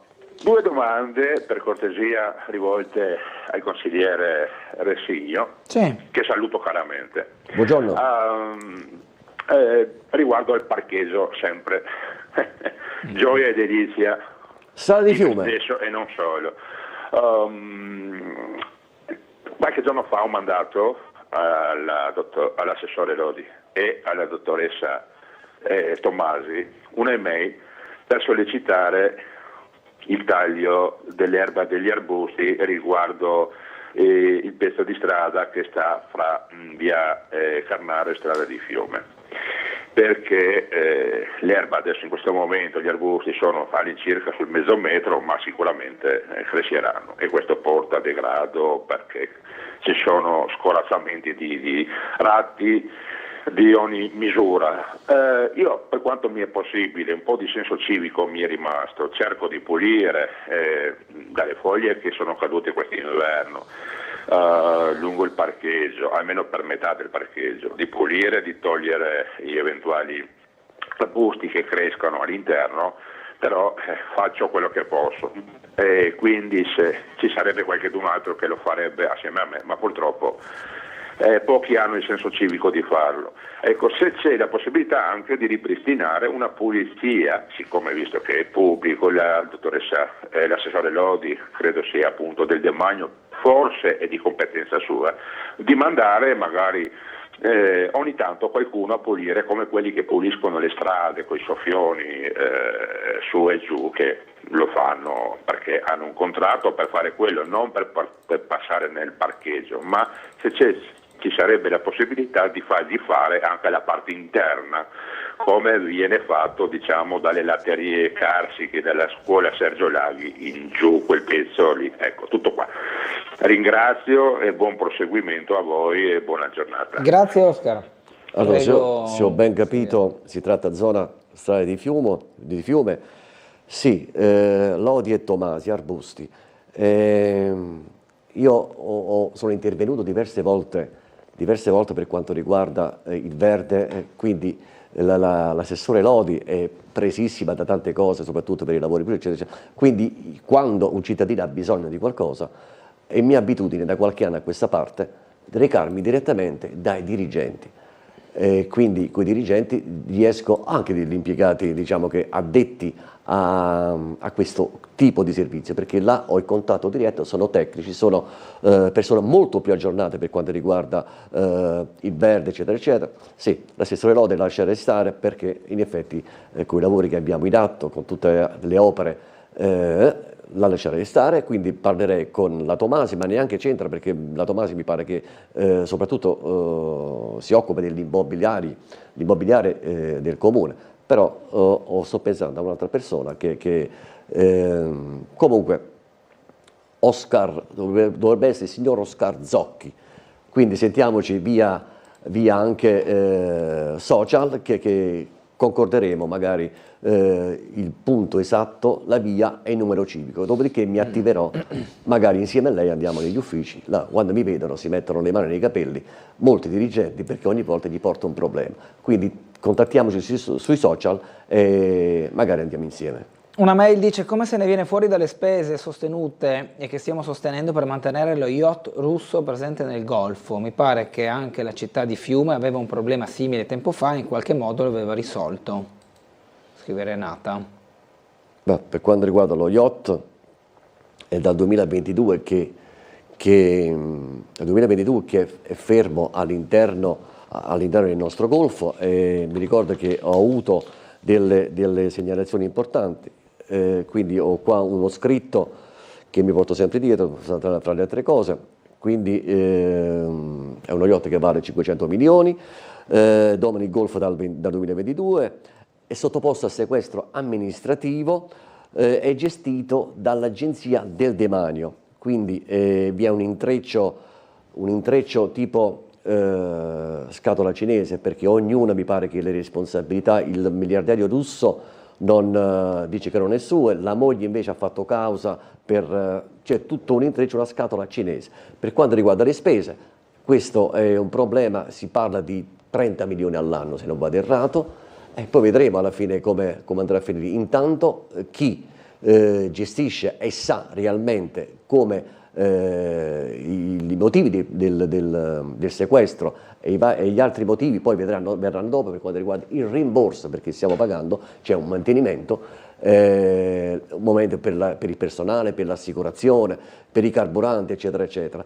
La gestione del demanio sa tutto, però per quanto riguarda i rimborsi, quando ci sarà il sequestro un giorno, vedremo a chi tocca. Però io, se fosse per me, quello yacht lo metterei ormeggiato in un cantiere, in un porto, e là lo lascerei fermo. Perché deve stare in mezzo al mare? Mi chiedo. Mettiamolo ormeggiato come si ormeggia magari una nave da crociera, una nave di passaggio, troviamo un posto per farlo ormeggiare, un guardiano a spese di qualcun altro, magari anche a spese nostre, però tanti milioni di euro all'anno secondo me sono sprecati. Che sia in mezzo al mare, può essere scenografico, questo sì, però non vedo la necessità di mantenere l'equipaggio intero all'interno, le assicurazioni che si pagano ogni anno, mi pare che paghiamo noi, il mantenimento dell'equipaggio e tante altre cose, tante piccole spese ancora, che magari c'è un elenco per il buon funzionamento di quella grande imbarcazione che vale 500 milioni, tra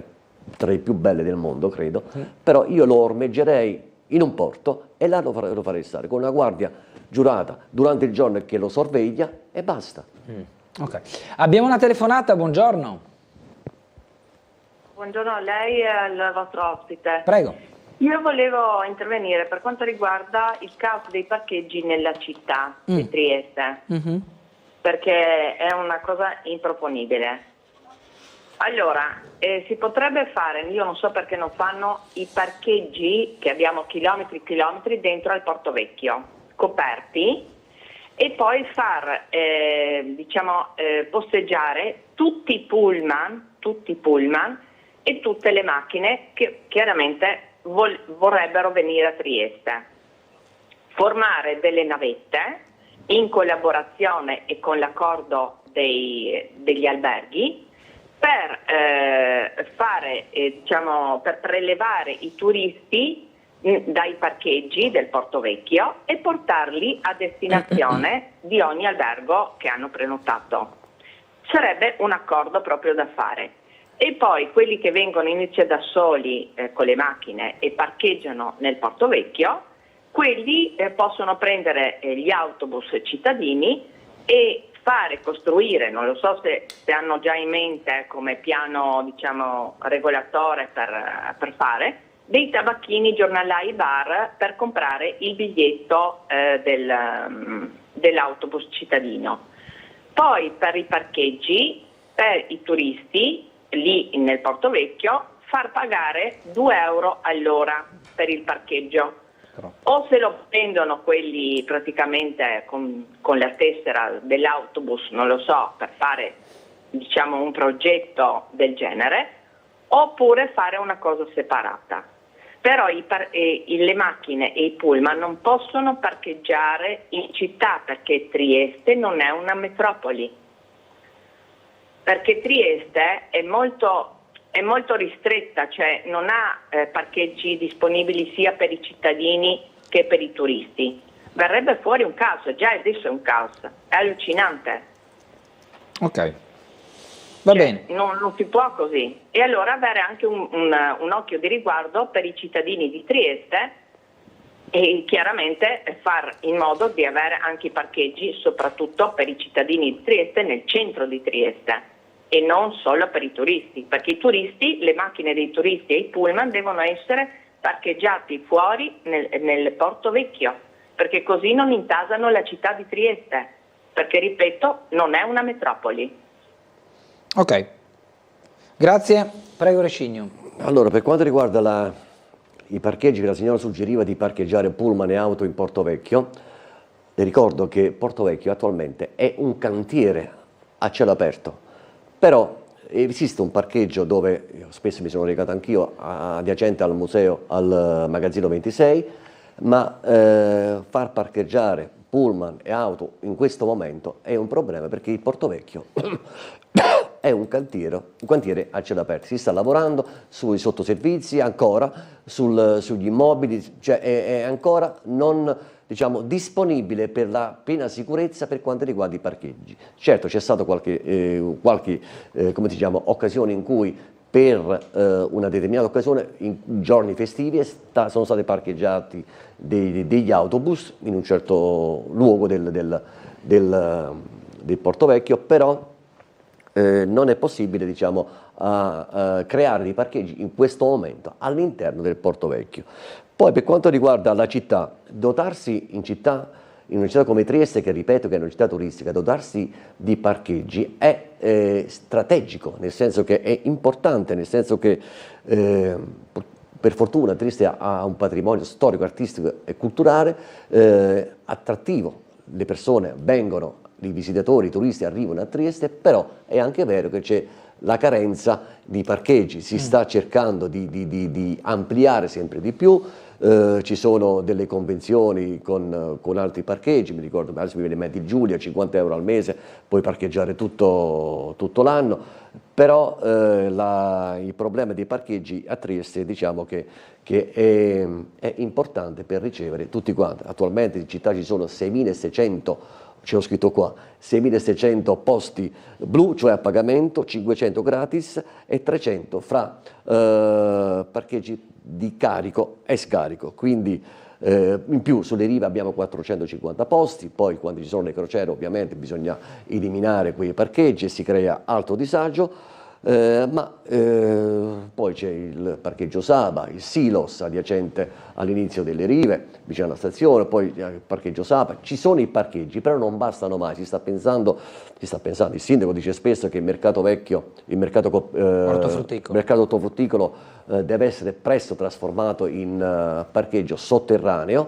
e quindi si creeranno altre centinaia e centinaia di posti. Anche quello potrebbe essere uno sfogo per quanto riguarda, una posizione ottimale per quanto riguarda i parcheggi. Però, ripeto, una città come Trieste che vive in questo momento due attività importanti ci sono su questa città, il turismo e il porto. Queste sono le due attività che viaggiano benissimo a Trieste e dove stanno portando in effetti lavoro e tante persone. Quindi all'interno del Porto Vecchio al momento non credo possano essersi creati dei parcheggi.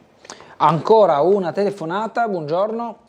Buongiorno, sono Franco da Udine, buongiorno a loro signori, buongiorno alla signora Paola per tutti i triestini, buongiorno ai friulani. Prego. Allora, signor Resigno, come ex militare, lei ha visto quanti militari erano a Gemona ieri? Hanno fatto un miracolo. I friulani hanno fatto il miracolo prima per la ricostruzione e adesso il miracolo perché con una santa messa hanno radunato le grandi sfere, hanno radunato i militari, ex alpini della caserma Goi Pantanali, e insomma è andata bene. Un'orchestra che faceva praticamente vergogna a quella della RAI, eravamo una bomba, un miracolo, ecco. Un miracolo a costruzione, un miracolo per ieri e adesso speriamo il terzo miracolo, che nonostante tutto i friulani non si crogiolino in quel discorso che dicono ma siete bravi, siete onesti, siete lavoratori, ma che adottino il discorso chiagni e fotti come in certe regioni. Sì. Piangi e chiedi. Ecco, Sì, io praticamente penso a questo. Grazie, mandi. Grazie. Buongiorno a lei. Sì, ha espresso un concetto, ma non ho percepito la domanda. Non era una domanda. Chiaramente gli alpini danno sempre il loro contributo, soprattutto nell'area friulana. Io ho partecipato a diversi raduni, perché poi raduni che si svolgono soprattutto per amalgamare, rinsaldare il rapporto tra le comunità. Questo vale per tutte le comunità, è una delle tante comunità che resiste da tanti anni con lo stesso ritmo, con lo stesso entusiasmo, con lo stesso dinamismo, è proprio la comunità degli alpini. Io mi ricordo che al mio corso, quando ho iniziato a fare militare, c'erano 5 posti liberi per mandare 5 di noi negli alpini a fare carriera all'interno del corpo degli alpini. Io provengo dalla provincia di Salerno, dalla costiera amalfitana, quindi tutto volevo fare tranne che fare l'alpino. Poi a distanza di tanti anni, 20-30 anni, ho capito che la comunità alpina è quella che mi dà un qualcosa di importante, perché è molto unita tra essa, è una comunità sana e mi piacciono. Io mai avrei immaginato, proprio non volevo fare l'alpino, poi alla fine ho scoperto che una delle comunità più sane, più unite sono proprio gli alpini. C'è una mail che dice: ma veramente il comune di Trieste paga 30 milioni di euro di soldi dei contribuenti per mantenere lo yacht russo in mezzo al mare, e le strade fanno passione e tanti nostri concittadini non arrivano a fine mese o se ne vanno dalla nostra città in cerca di lavoro. Non paga il comune, paga lo Stato. No, il demanio. Non paga lo Stato.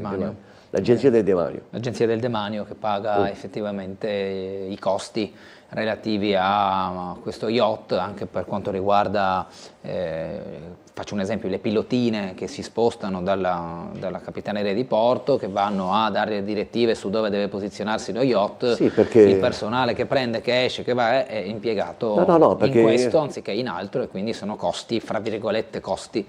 Perché per andare a prendere l'equipaggio, chiaramente ci deve essere qualcuno che prende un mezzo marittimo, li va a prendere e li porta dove deve portarla. Ma quello che li va a prendere oppure provvede alle esigenze dell'equipaggio, della manutenzione dello yacht stesso, sono persone e soldi che devono essere pagate. Quindi devono essere pagate per qualsiasi cosa. Sono soldi, secondo me, sprecati. Io prenderei quello yacht domani mattina e lo porterei in un cantiere ormeggiato e basta, chiuso, con una guardia giurata. E sono comunque 30 milioni complessivi già spesi, sono circa 8 milioni all'anno. 7-8 all'anno, sì, esatto. Dobbiamo andare in chiusura, ma abbiamo ancora una telefonata, il tempo giusto per dare poi in modo a Rescigno di rispondere. Buongiorno. Volevo fare una domanda, soltanto non toglietemi la linea perché vorrei sentire la risposta. No? Prego, prego. Ecco, il Friuli Venezia Giulia, ripeto nuovamente, no? Ha dichiarato nel 2024 7 miliardi risparmiati, no? Ecco, non so, quelli della regione si perdono un bicchiere d'acqua perché dicono sono soldi vostri, sono i vostri, no? Ecco, allora parliamo della Startec, no? Ecco, sono degli operai là che devono ancora avere lo stipendio, no? Si facesse carico, pagasse gli stipendi agli operai, no? Invece di risparmiare, no? Come Catinara, sono fermi per motivi burocratici e economici, ecco, facesse ultimare la regione e i lavori, no? E poi si farà carico delle spese che ha sborsato la regione dalla stessa ditta, no? Perché qua veramente ci perdiamo in un bicchiere d'acqua, capisce? Sono 7.000 milioni di euro che la regione ha risparmiato. Ecco, facciamo fronte a queste cose che sono piccolezze, sono briciole, no? Ecco, invece di parlare sempre a vanvera. Salve. Grazie, buona giornata. Velocemente la situazione per quanto riguarda Startec sarà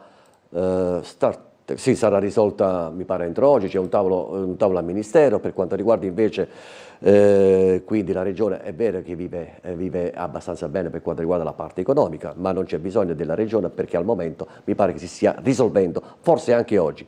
Per quanto riguarda Cattinara non dipende dalla Regione, ma dipende dall'impresa che sta lavorando all'interno dell'opera di Cattinara, che è in crisi, quindi i lavori sono fermi da diversi mesi, colpa dell'impresa che sta procedendo sui lavori. È stato fatto qualcosa su 15 piani, sono stati fatti solo 6 piani per esempio, oppure sono tutti bloccati per il momento. Ci sarà lo sblocco, il Presidente della Regione e la Giunta stanno cercando di rimediare a questo, potrebbe anticipare, forse lo farà, però Per quanto riguarda il blocco di Cattinara dipende dall'impresa che sta costruendo. Dobbiamo andare in pubblicità, grazie al consigliere Recigno che è stato con noi, buona giornata e buon lavoro. Grazie a voi e buona giornata a tutti. Pubblicità come detto, tra poco in compagnia di Dino Zappador dei pensionati.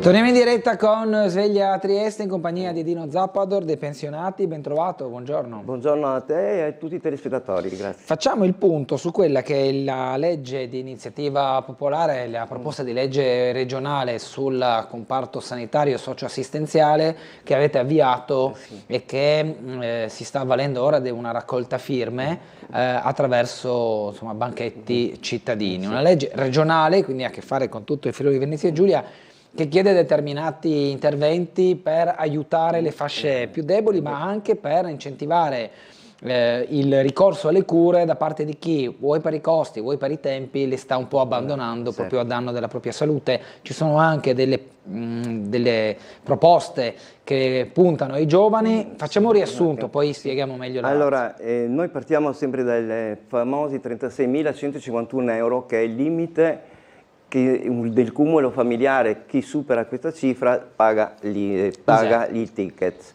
Cifra ISEE, giusto? Sì, sì. Altre regioni hanno già portato questa legge fino a 50.000, altri fino a 45.000, è già un aiuto. Questo perché? Perché l'altro anno, per esempio, faccio un esempio semplice, i pensionati hanno avuto un aumento di 20-30 euro di media più o meno.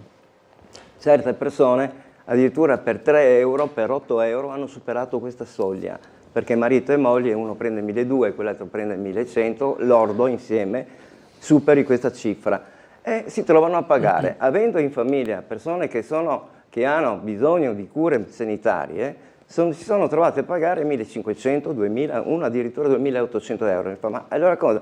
Mi danno una pensione di 300 euro all'anno in più e io però supero quella cifra e vado a pagare i ticket. Allora non mi conviene più neanche ricevere quei 300 euro che se li tengono. Questo è il fatto. In più un'altra cosa, noi abbiamo inserito anche l'esenzione dei ragazzi fino a 14 anni del pagamento del ticket.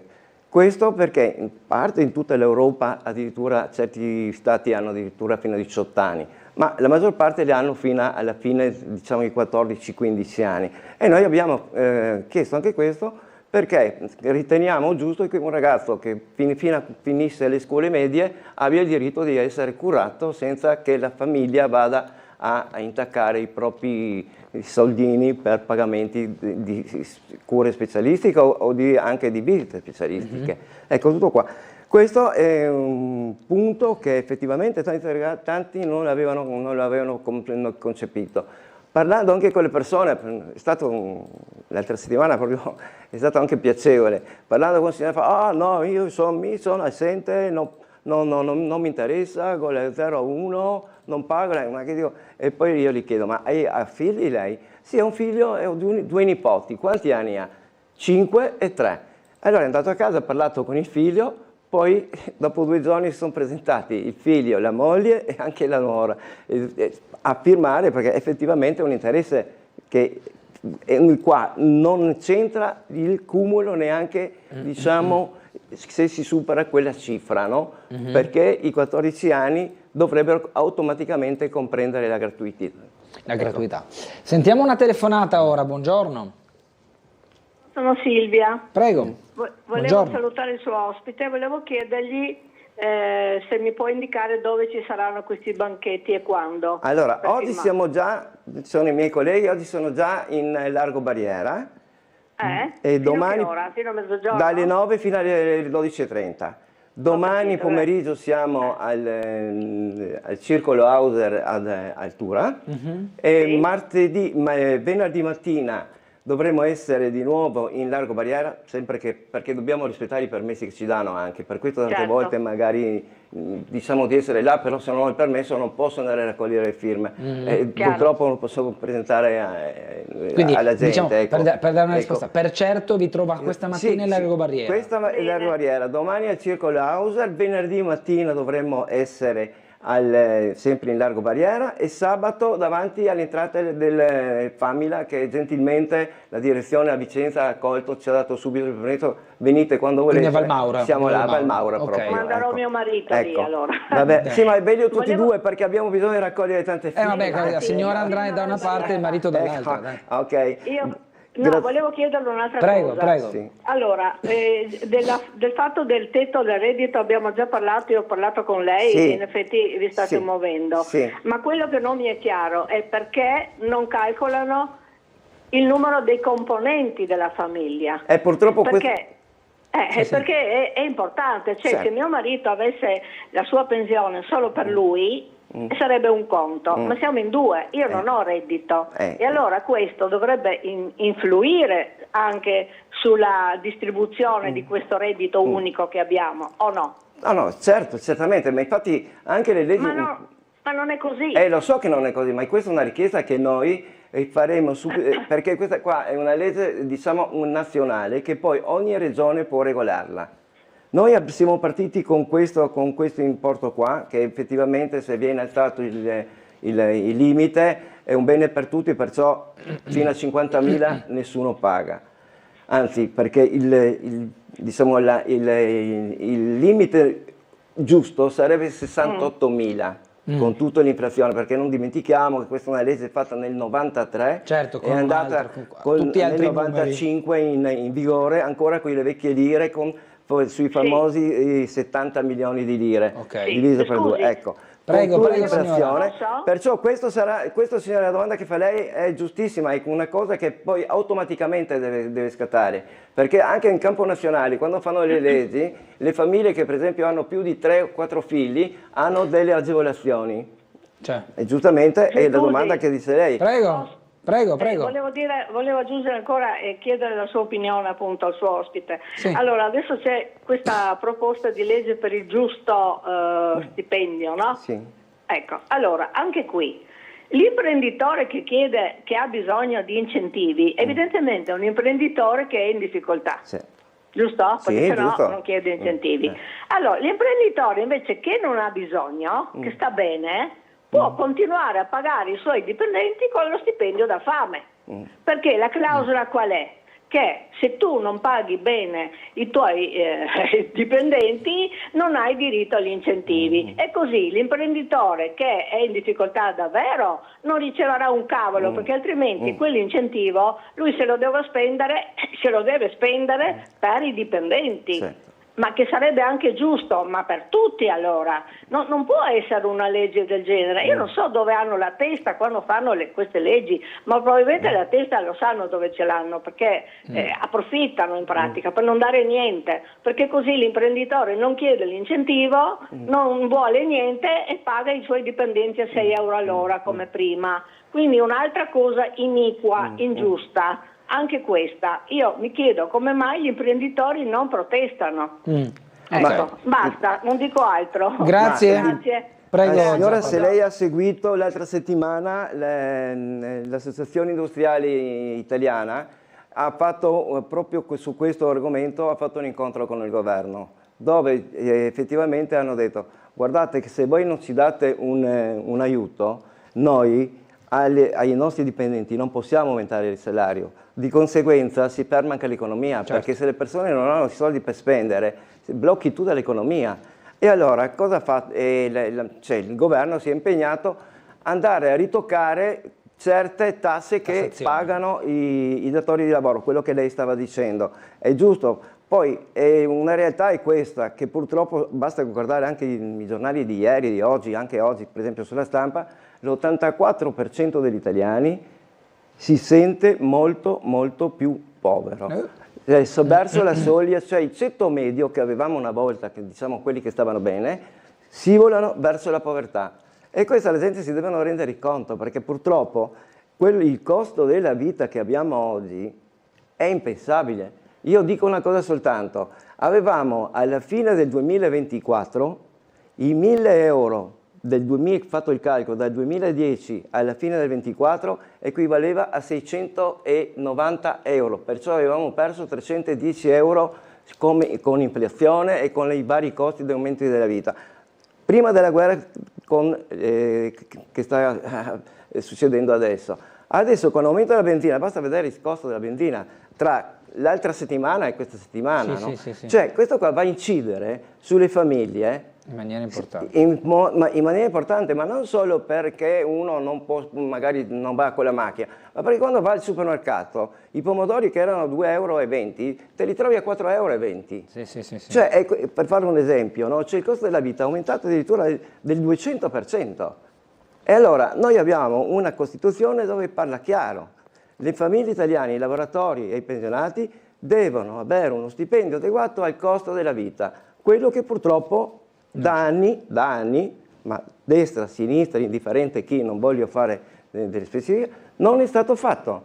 E questo porta le persone a diventare più povere. L'altro giorno è venuta una signora proprio in famiglia, è venuta a firmare lei anche il marito, ha detto io avevo bisogno di avere delle cure, oggi come oggi non posso più permettermi di comprarmi quella medicina, pur essendo esente, perché certi sono esenti per patologie, però le medicine se le pagano e porta un esborso enorme nella famiglia, porta un disguido e la gente si sente abbandonata, non sa più a chi rivolgersi. Allora, dobbiamo andare in pubblicità, torneremo tra poco subito con un'altra telefonata. Ci vediamo tra qualche minuto.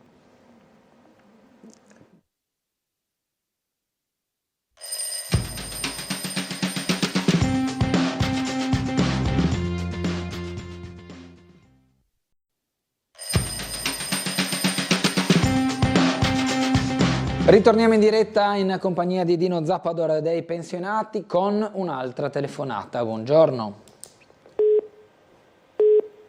Sentiamo se c'è qualcuno. Non c'è nessuno in questo momento. Ok, Zappador, proseguiamo. Sì. C'è, come diceva lei prima, la proposta anche per esentare gli under 14, giusto? Sì. Allora, adesso c'è la legge che i ragazzi fino a 6 anni non pagano. Noi abbiamo fatto la proposta anche per i ragazzi fino a 14 anni, fino alla fine delle scuole medie, perché riteniamo giusto che devono essere seguiti senza essere a carico delle famiglie, questo, no? La gente vedo che apprezza soprattutto questo e sono tanti giovani quando vengono a sapere queste cose che vengono a firmare e questo ci fa piacere perché effettivamente è un risparmio per le famiglie se andrà in porto questa proposta nostra fatta dalla Regione. Dovete raccogliere 5.000? 5.000, sì. Abbiamo cominciato, devo dire la verità, siamo arrivati abbastanza bene. Il problema, sai cos'è? Che tante volte siamo in difficoltà perché avendo bisogno del certificatore tanti pensionati, tanti consiglieri comunali magari lavorano la mattina e allora dobbiamo spostare, perché non è tanto facile a mettere d'accordo tutte le giornate con tutte le parti, no? E allora possiamo trovarsi in difficoltà e chiedo scusa se eventualmente tante volte, una volta mi sembra che sia successo che non ci siamo presentati, ma non perché non potevamo, perché non avevamo il permesso. Io sono andato giù a mezz'ora, però non è che posso stare 4 ore a spiegare alla gente se viene, perché non posso neanche aprire il banchetto se non ho il permesso, no? Ecco, allora adesso queste giornate che avevo detto prima sono stabilite e siamo presenti. Poi da settimana in settimana daremo... Ecco, dove possono i cittadini controllare la vostra posizione, sulla dove nostra possono rimanere aggiornati su dove trovarli? Noi abbiamo l'email, noi pensionati insieme, @libero.it. Questa è una mail, ma non c'è un luogo dove si può verificare dove siete, quando siete? Allora, noi abbiamo chiesto, adesso stiamo chiedendo di poter mettere sul piccolo giorno per giorno dove ci troviamo il banchetto. Dobbiamo fare appunto avere la certezza però che appunto che i consiglieri comunali, che il permesso sia tutto quanto regolare. Noi li abbiamo già fatti un mese e mezzo fa, però purtroppo la cosa burocratica, magari dobbiamo aspettare e rispettare. Cerchiamo anche noi di dare un po' di puntualità sui vostri banchetti, magari all'edizione serale del telegiornale diamo conto di dove siete, quando. Certo, come no, sì, infatti. Manderemo qua, ci sentiamo in modo da poter dare questo servizio. Abbiamo un'altra telefonata, buongiorno. Luisa, buongiorno. Sì, prego, buongiorno. Ecco, al signor Zappador, veramente complimenti. Grazie. Ecco perché lui mi conosce anche, che lo firma, eccetera, ogni tanto lo vedo. Femo la cioccoladina, parla della giustizia e quell'altro. Allora, la sanità veramente è andata a remengo. Tutto va malissimo per noi pensionati. Mica la reversibilità del mio marito che è morto a 56 anni di cancro. Con 2 pioli che ho tirato sola mi su, con la reversibilità di 1.200 euro al mese. Sono andata per fare una visita, un'infiltrazione, ho parlato, che dico guardi, signora bisogna fare l'infiltrazione, io dico per favore quanto viene? 250 euro. Oh, che ho detto, ma mi scusi, Savari, che mi sono pensionato, non ho questo reddito.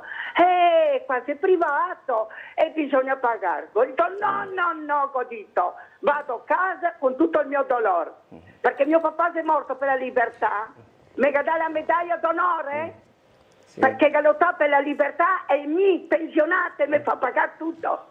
Il sepolcro vergognato. Sì. Salvatore, per favore. Questo posso confermarlo perché casa. mi ha fatto vedere anche la medaglia con la dedica fatta alla famiglia. Il Salvatore tieni duro e va avanti, lei è una persona in gamba. Grazie. Bravo, e va avanti e pensi per i pensionati che prima o dopo andrà tutti anche loro in pensione. Però pensioni di 10.000 euro al mese e noi crepemo. Grazie mille. Grazie Luisa. Sono queste le cose che ti fanno male, perché sono persone che hanno una certa età e hanno bisogno di cure, tu non puoi con un reddito di prendere 1.200 euro a chiedere 250 o 200, anche 80, anche 100 euro per avere un fabbisogno utile alla tua salute dopo tutta una vita che hai pagato le tue cose, che hai pagato i tuoi contributi. È questo che fa male alle persone. Questo qua, la signora ha fatto un discorso che possiamo collegarci anche al Papa Francesco. Papa Francesco, prima di morire, 6 mesi prima, ha fatto proprio un intervento sulle persone anziane, gli scarti umani. Ha detto non trattate le persone anziane come scarti umani, perché è un bene comune che aiuta a tirare su i bambini bene con la loro esperienza di vita e aprire anche una strada verso il futuro suo di loro. E purtroppo tanti mi dicono, ma come, noi abbiamo pagato sempre i contributi, abbiamo contribuito a fare l'Italia la quinta potenza al mondo, adesso che abbiamo bisogno noi, si mettono da parte? E questo non è una giustizia, questo non è un buon segno. Allora, prima della prossima telefonata, uno spaccato diverso, quello con la vignetta di Marco Englaro, finalmente che ha messo le 9 casette dell'acqua, ho sempre pensato che quelle del Ving avessi più successo. Insomma, colpisce in un aspetto molto tipico, quello comunque del apprezzare il vino, soprattutto in questi territori. Trieste, proprio in questo periodo con le Smith che va. Sì, insomma, è sicuramente aspetto gradito. Andiamo alla prossima telefonata, buongiorno.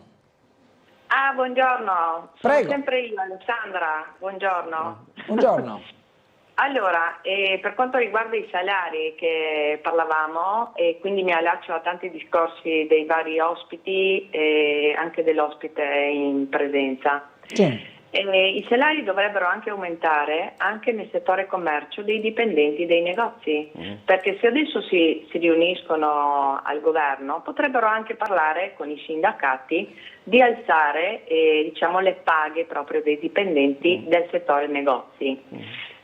Lo dico io personalmente perché sto lavorando 40 anni in negozio e le domeniche, le faccio un esempio, chi lavora il part-time prende 8-9 euro netti alla giornata della domenica e chi lavora il full time prende circa sui 14,50-15 euro netti alla giornata della domenica. Una volta negli anni 90, mi ricordo, si lavorava le domeniche nei mesi di novembre e dicembre e si portava una paga, non dico una, 2, anche 3 paghe in più nel mese di novembre e dicembre e si viveva benissimo. Le domeniche erano chiuse e anche il lunedì e gli incassi dei negozi erano 30 volte più di oggi. Da notare che i negozi erano molto più piccoli di metri quadri e dentro a questi negozi piccoli c'erano molti più dipendenti che lavoravano. Si stava benissimo e si poteva spendere e espandere sinistra e destra, nei bar, nei locali. Oggi i giovani non possono più spendere niente. Perché? chiaramente se li vediamo in giro è grazie ai nonni e anche ai genitori. Certo. E andremo avanti così? Noi che abbiamo già 35-40 anni di lavoro dobbiamo comunque stringere, perché i prezzi comunque dei supermercati, del cibo del supermercato e di altre cose sono notevolmente aumentati.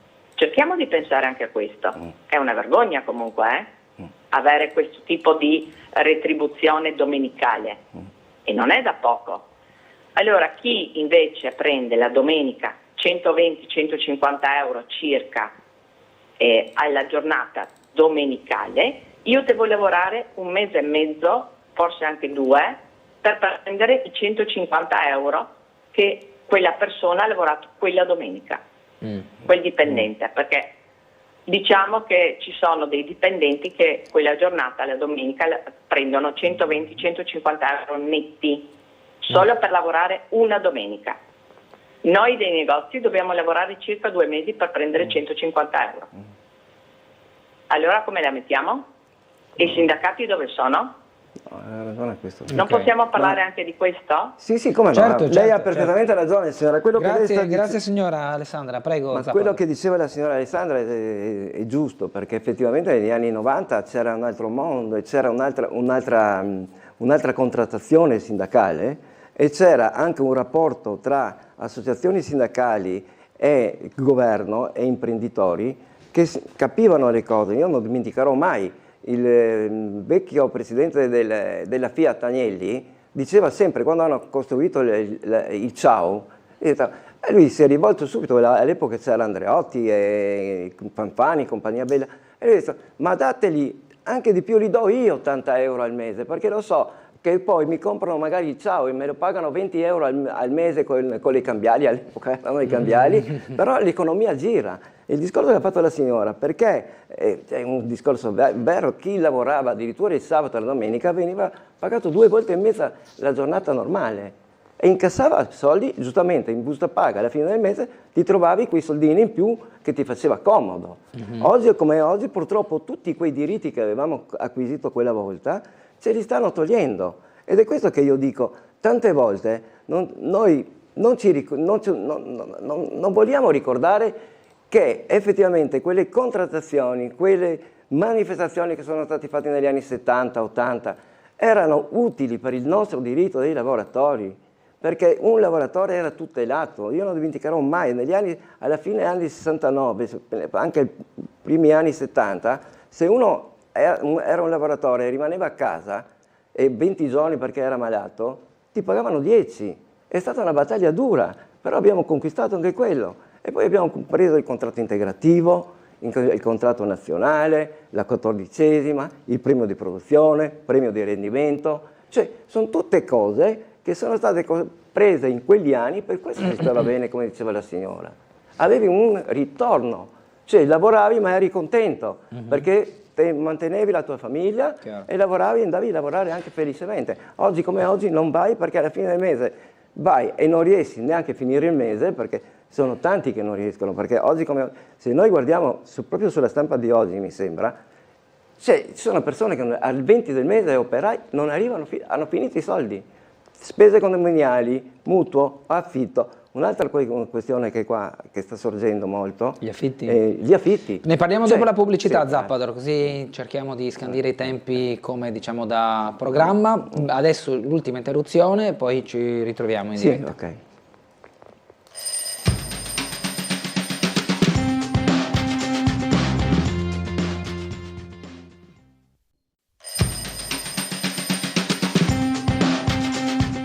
Torniamo dunque in diretta con Sveglia Trieste, ancora 23 minuti di trasmissione. Siamo in compagnia di Dino Zappador dei pensionati, con il quale abbiamo parlato della proposta dell'iniziativa popolare, della proposta di legge regionale sulla sanità, con la richiesta di alzare la soglia di esenzione dalle spese sanitarie, che adesso è a 36.000 euro di ISEE a 50.000. Ovviamente Zappador, l'obiettivo è puntare a 50 per ottenere, non so, 45, ecco, sì, poi non è che ci sia una richiesta così irrevocabile, no? Certo. Ci si può anche venire incontro.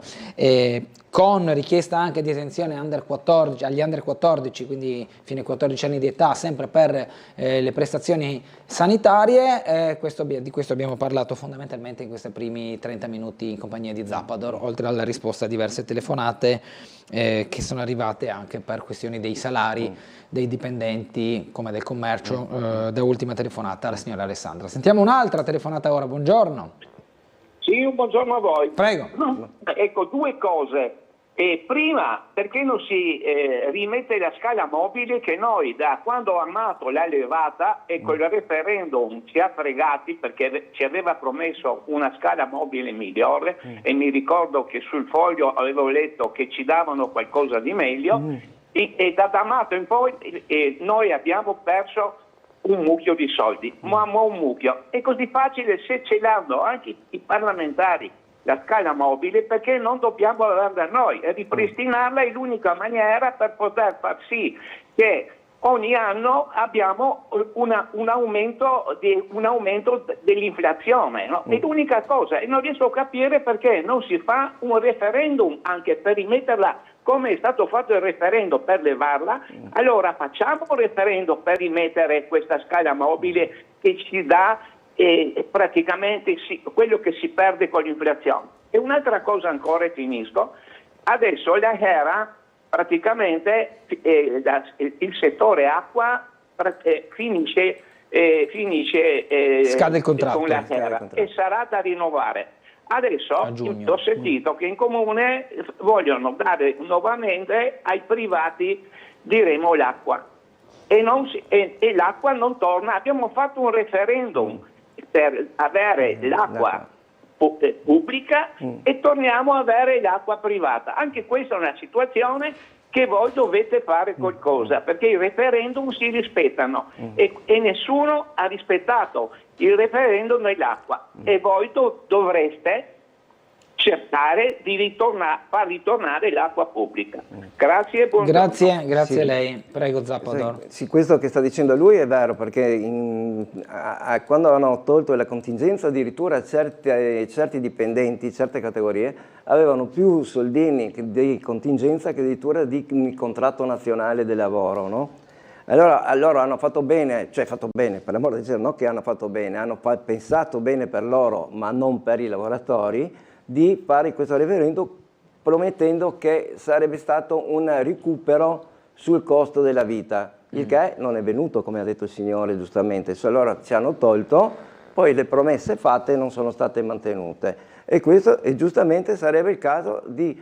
Ma io ho già fatto perché noi pensionati insieme c'è anche un'organizzazione a Roma e ho già fatto presente anche questo, che sarebbe il caso di fare appunto una petizione popolare nazionale, là ci vogliono 50.000 firme, per chiedere il recupero dei soldi che abbiamo perso in questi anni con l'inflazione.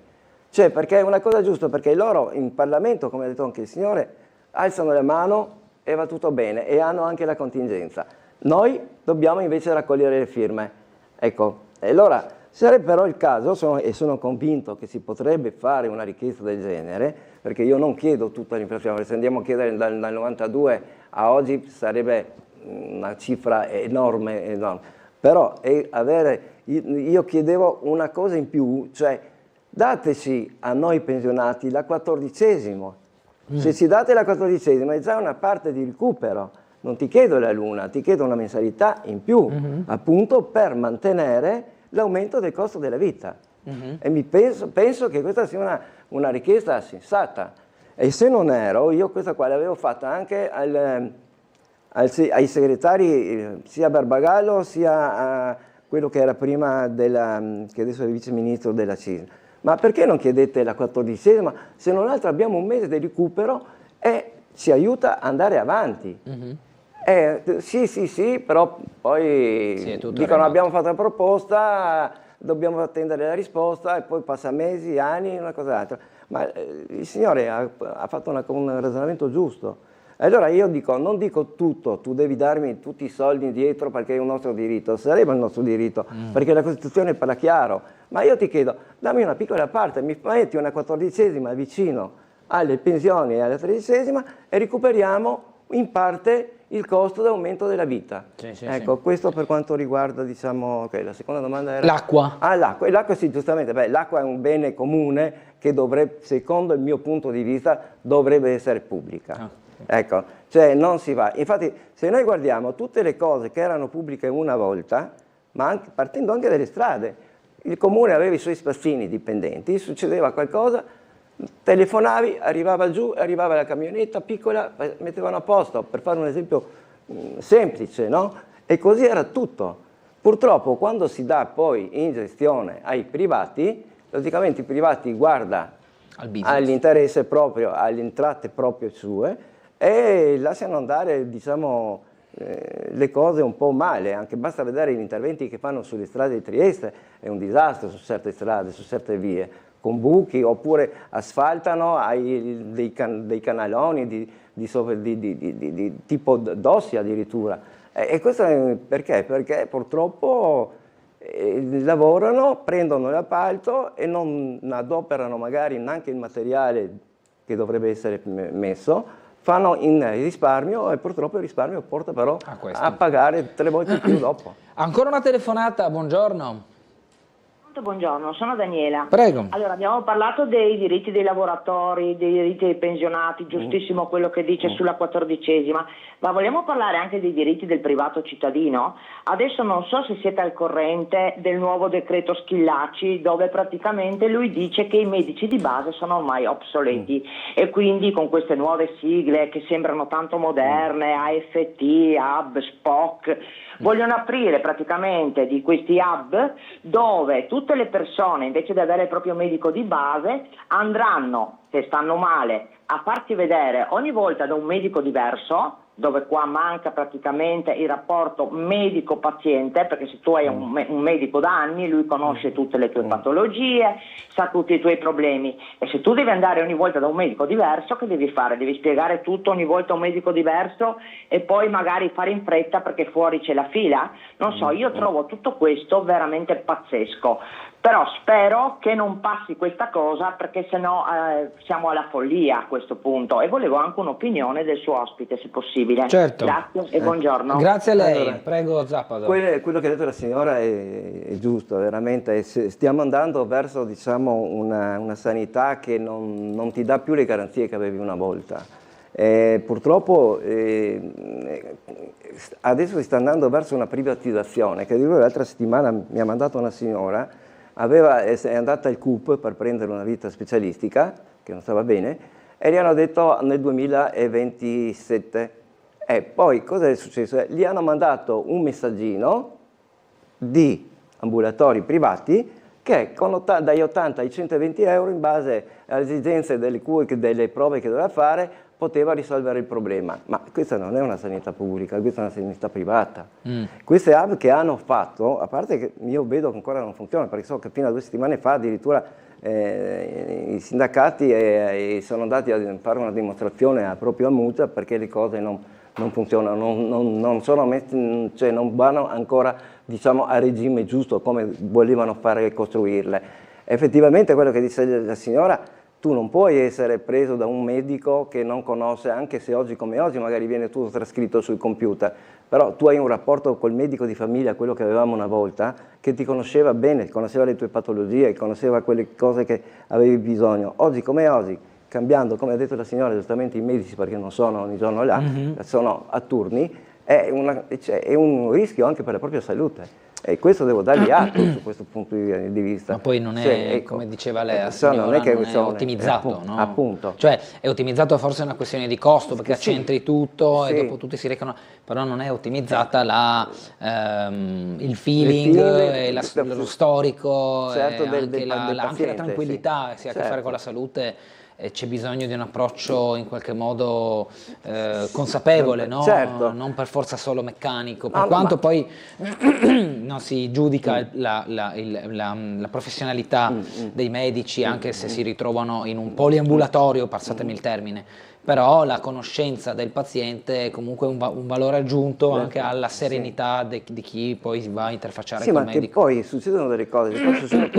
Ti racconto questo. È venuta 6 mesi fa una signora E mi fa, signor Di, no, non ho più, cioè, mi hanno messo un amministratore di sostegno. E gli fa, signora, ma non può essere fatta una cosa, perché è una cosa che ha un iter un po' speciale questo, no? Praticamente è partito da un ente pubblico, non faccio il nome perché non voglio fare, che questa signora è incapace di intendere volere, e gli hanno messo questo avvocato di sostegno. Gli faccio, signora, ma è successo qualcosa, stava male? Mi fa, sì, mi fa vedere la cartella clinica, leggo la cartella clinica, dall'ospedale non viene riportato nessuna, diciamo, patologia simile. E allora gli chiedo, signora, mi dà per cortesia il numero del suo medico di famiglia? Mi ha dato il numero di famiglia, chiamo questo medico e mi fa, no, ma scherza, è la più in gamba di me, cosa intendere volere? E infatti è una persona molto spigliata. Cioè è successo che purtroppo queste cose qua sono partite e li hanno bloccato. È stato fatto anche il processo, niente da fare. Lei non era presente perché non aveva ricevuto ancora, diciamo, ha mandato un legale rappresentante. Queste cose qua sono assurde, cose che succedono. E sono andato in via Coroneo dal giudice, il giudice mi ha detto, ok, adesso si è incavolato, dopo 20 giorni abbiamo fatto ricorso e gli hanno dato tutta la patria potestà, ma aveva bloccato tutto, per dirti. Sì, chiaro. Cioè, sono cose che oggi come oggi, questo per dirti che uno dice, sei incapace di intendere volere, ma sei un medico, sull'ospedale non mi scrive nulla, il tuo medico di famiglia non mi scrive nulla, tu, ente, magari tramite qualche assistente particolare, fai delle iniziative all'insaputa del soggetto, e sono cose allucinanti quelle che posso Ancora una telefonata, buongiorno. Buongiorno, sono in linea? Sì, buongiorno, prego. Buongiorno, un saluto a lei, alla redazione, gentile ospite e tutti i telespettatori di Tele4. Prego. Allora, io volevo proporre questa riflessione che è abbastanza inquietante. Allora, io mi occupo più o meno di quello che combinano il grande Moloch dell'Unione Europea, che ormai è sfuggito, ormai agli occhi di tutti, al controllo democratico. Allora, la riflessione è questa, dunque la signora von der Lugar obbligherà fino al 2035 a far spendere, diciamo, 800 miliardi di euro ai vari stati, in cui ho fatto un piccolo calcolo, all'Italia dovrebbe aspettare circa 100 miliardi di spese in armamenti. Senza contare che su questi 100 miliardi di armamenti, lo 0,35 del PIL nazionale, che sarebbe pari a 6 miliardi, andrebbe in automatico per la guerra in Ucraina. Poi c'è stata tutta una sottoserie di sottocartelle, e questa secondo me è una tra le più inquietanti, perché ce ne sono tante ma manca lo spazio per parlarne. La prima è che, diciamo, per seguire il sogno verde, che nel 2035 dovremmo essere, diciamo, non sporcare più l'aria, che è una cosa pressoché impossibile, e adesso anche lì non approfondisco per una questione di tempo, ci va a costare l'ottimizzazione delle case, ci va a costare circa sui 70.000 euro ormai, a cranio, a testa. E questo dovrà essere per tutti, perché altrimenti la casa verrà o sequestrata, cioè non si potrà né vendere né affittare né fare niente, e potrà essere sequestrata dal sindaco, che sarà l'autorità preposta, e metterla, diciamo, in un fondo europeo dove che, diciamo, le multinazionali ben dotate potranno acquistare questi appartamenti non, diciamo, questi immobili non, diciamo, ottimizzati, no? Però quello che ancora di più questa è una cosa vecchia da una settimana, circa 10 giorni, è che ci sarà l'obbligo di inserire su tutti i veicoli presenti nell'Unione Europea una telecamera intelligente, che il compito della telecamera intelligente sarà questo, di guardare se la persona, diciamo, è attenta, ha lo sguardo attento, se ha le mani sul volante, ma mettiamo per ipotesi, io sono fermo a un semaforo, mi guardo una minigonna perché non sono omosessuale, il fatto verrà rilevato dalla telecamera come un'imprudenza nella guida e in automatico ti daranno la decurtazione della patente, sui punti della patente, e in automatico la sanzione. Ma non è finita, così come è consegnata questo tipo di normativa, darà una spalla alle assicurazioni per non pagare i danni in incidenti, accusando il guidatore di non essere stato diligente. Questo che mi colpisce di più è che tutte queste normative che sono già state approvate stanno passando nel silenzio più assoluto di questa classe politica. Grazie, buongiorno. Grazie.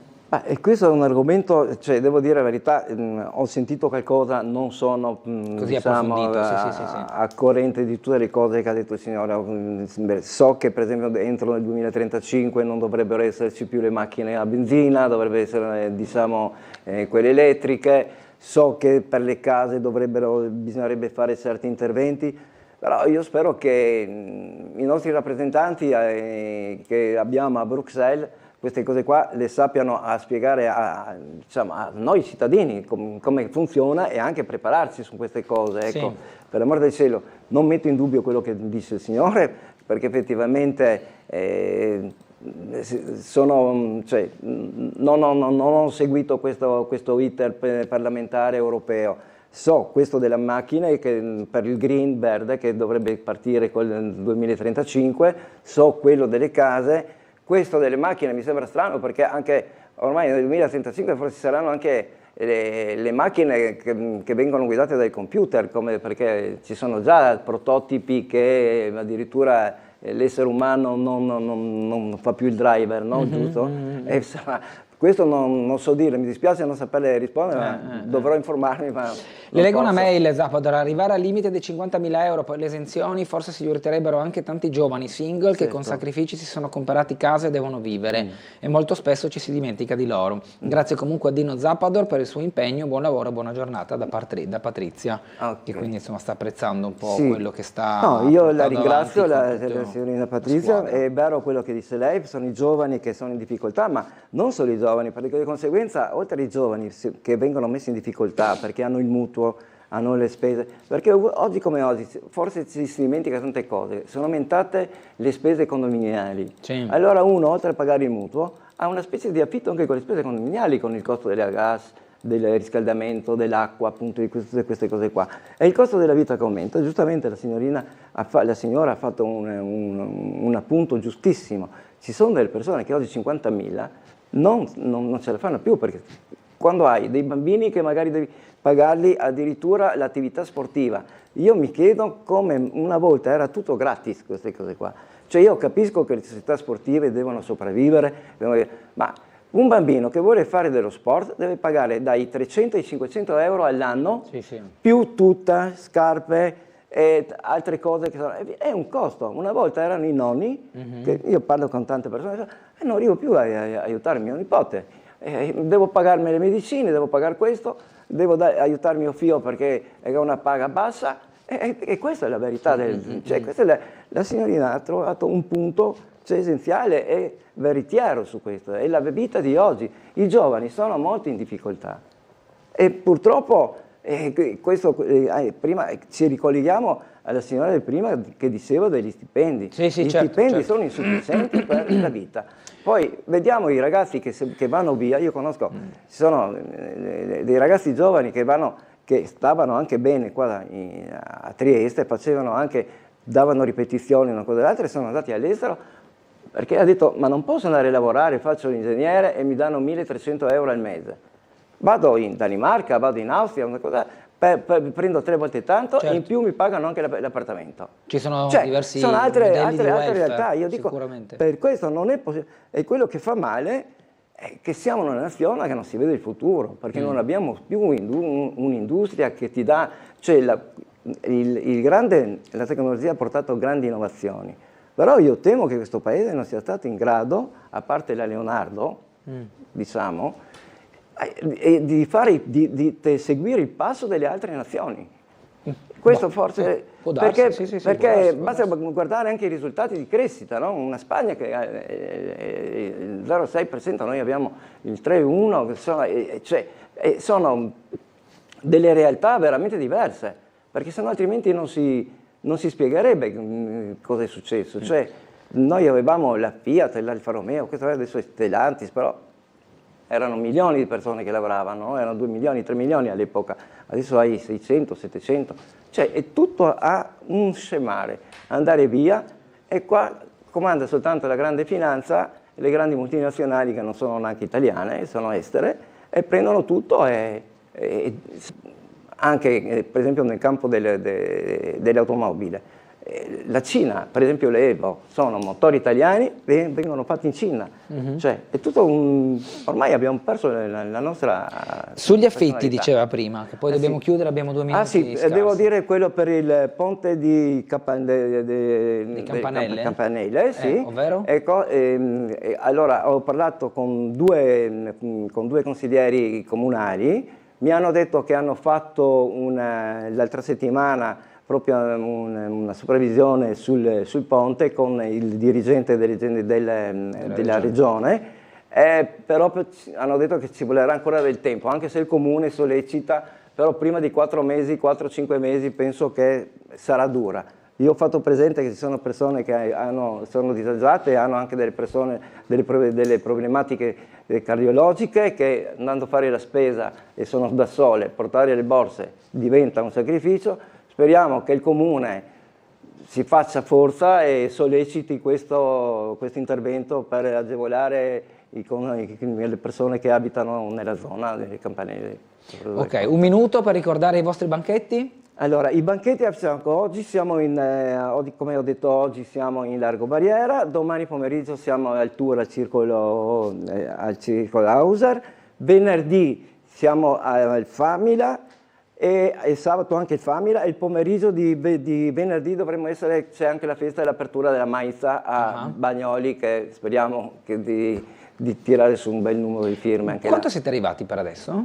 Adesso siamo arrivati 1000-1100 che cosa, è un mese insomma, però non è facile perché dobbiamo far convogliare i diverse verificatori, cose, ecco, certo, ci sono e diverse per questo invito le persone quando sono di venire, perché è una cosa per tutti, ecco, io qua non do il colore politico né destra né sinistra né alto né basso, è un interesse per le nostre tasche, per le nostre famiglie, tutto bene. Qua. Ecco. Grazie a Dino Zappador dei pensionati che è stato con noi questa mattina, ci ritroveremo, ci risentiremo anche per dare conto di come sta proseguendo questa raccolta firme. Grazie Zappador, buon proseguimento. Grazie a tutti i telespettatori e grazie a voi dell'invito, grazie. Grazie a tutti i telespettatori anche da parte mia, buona giornata.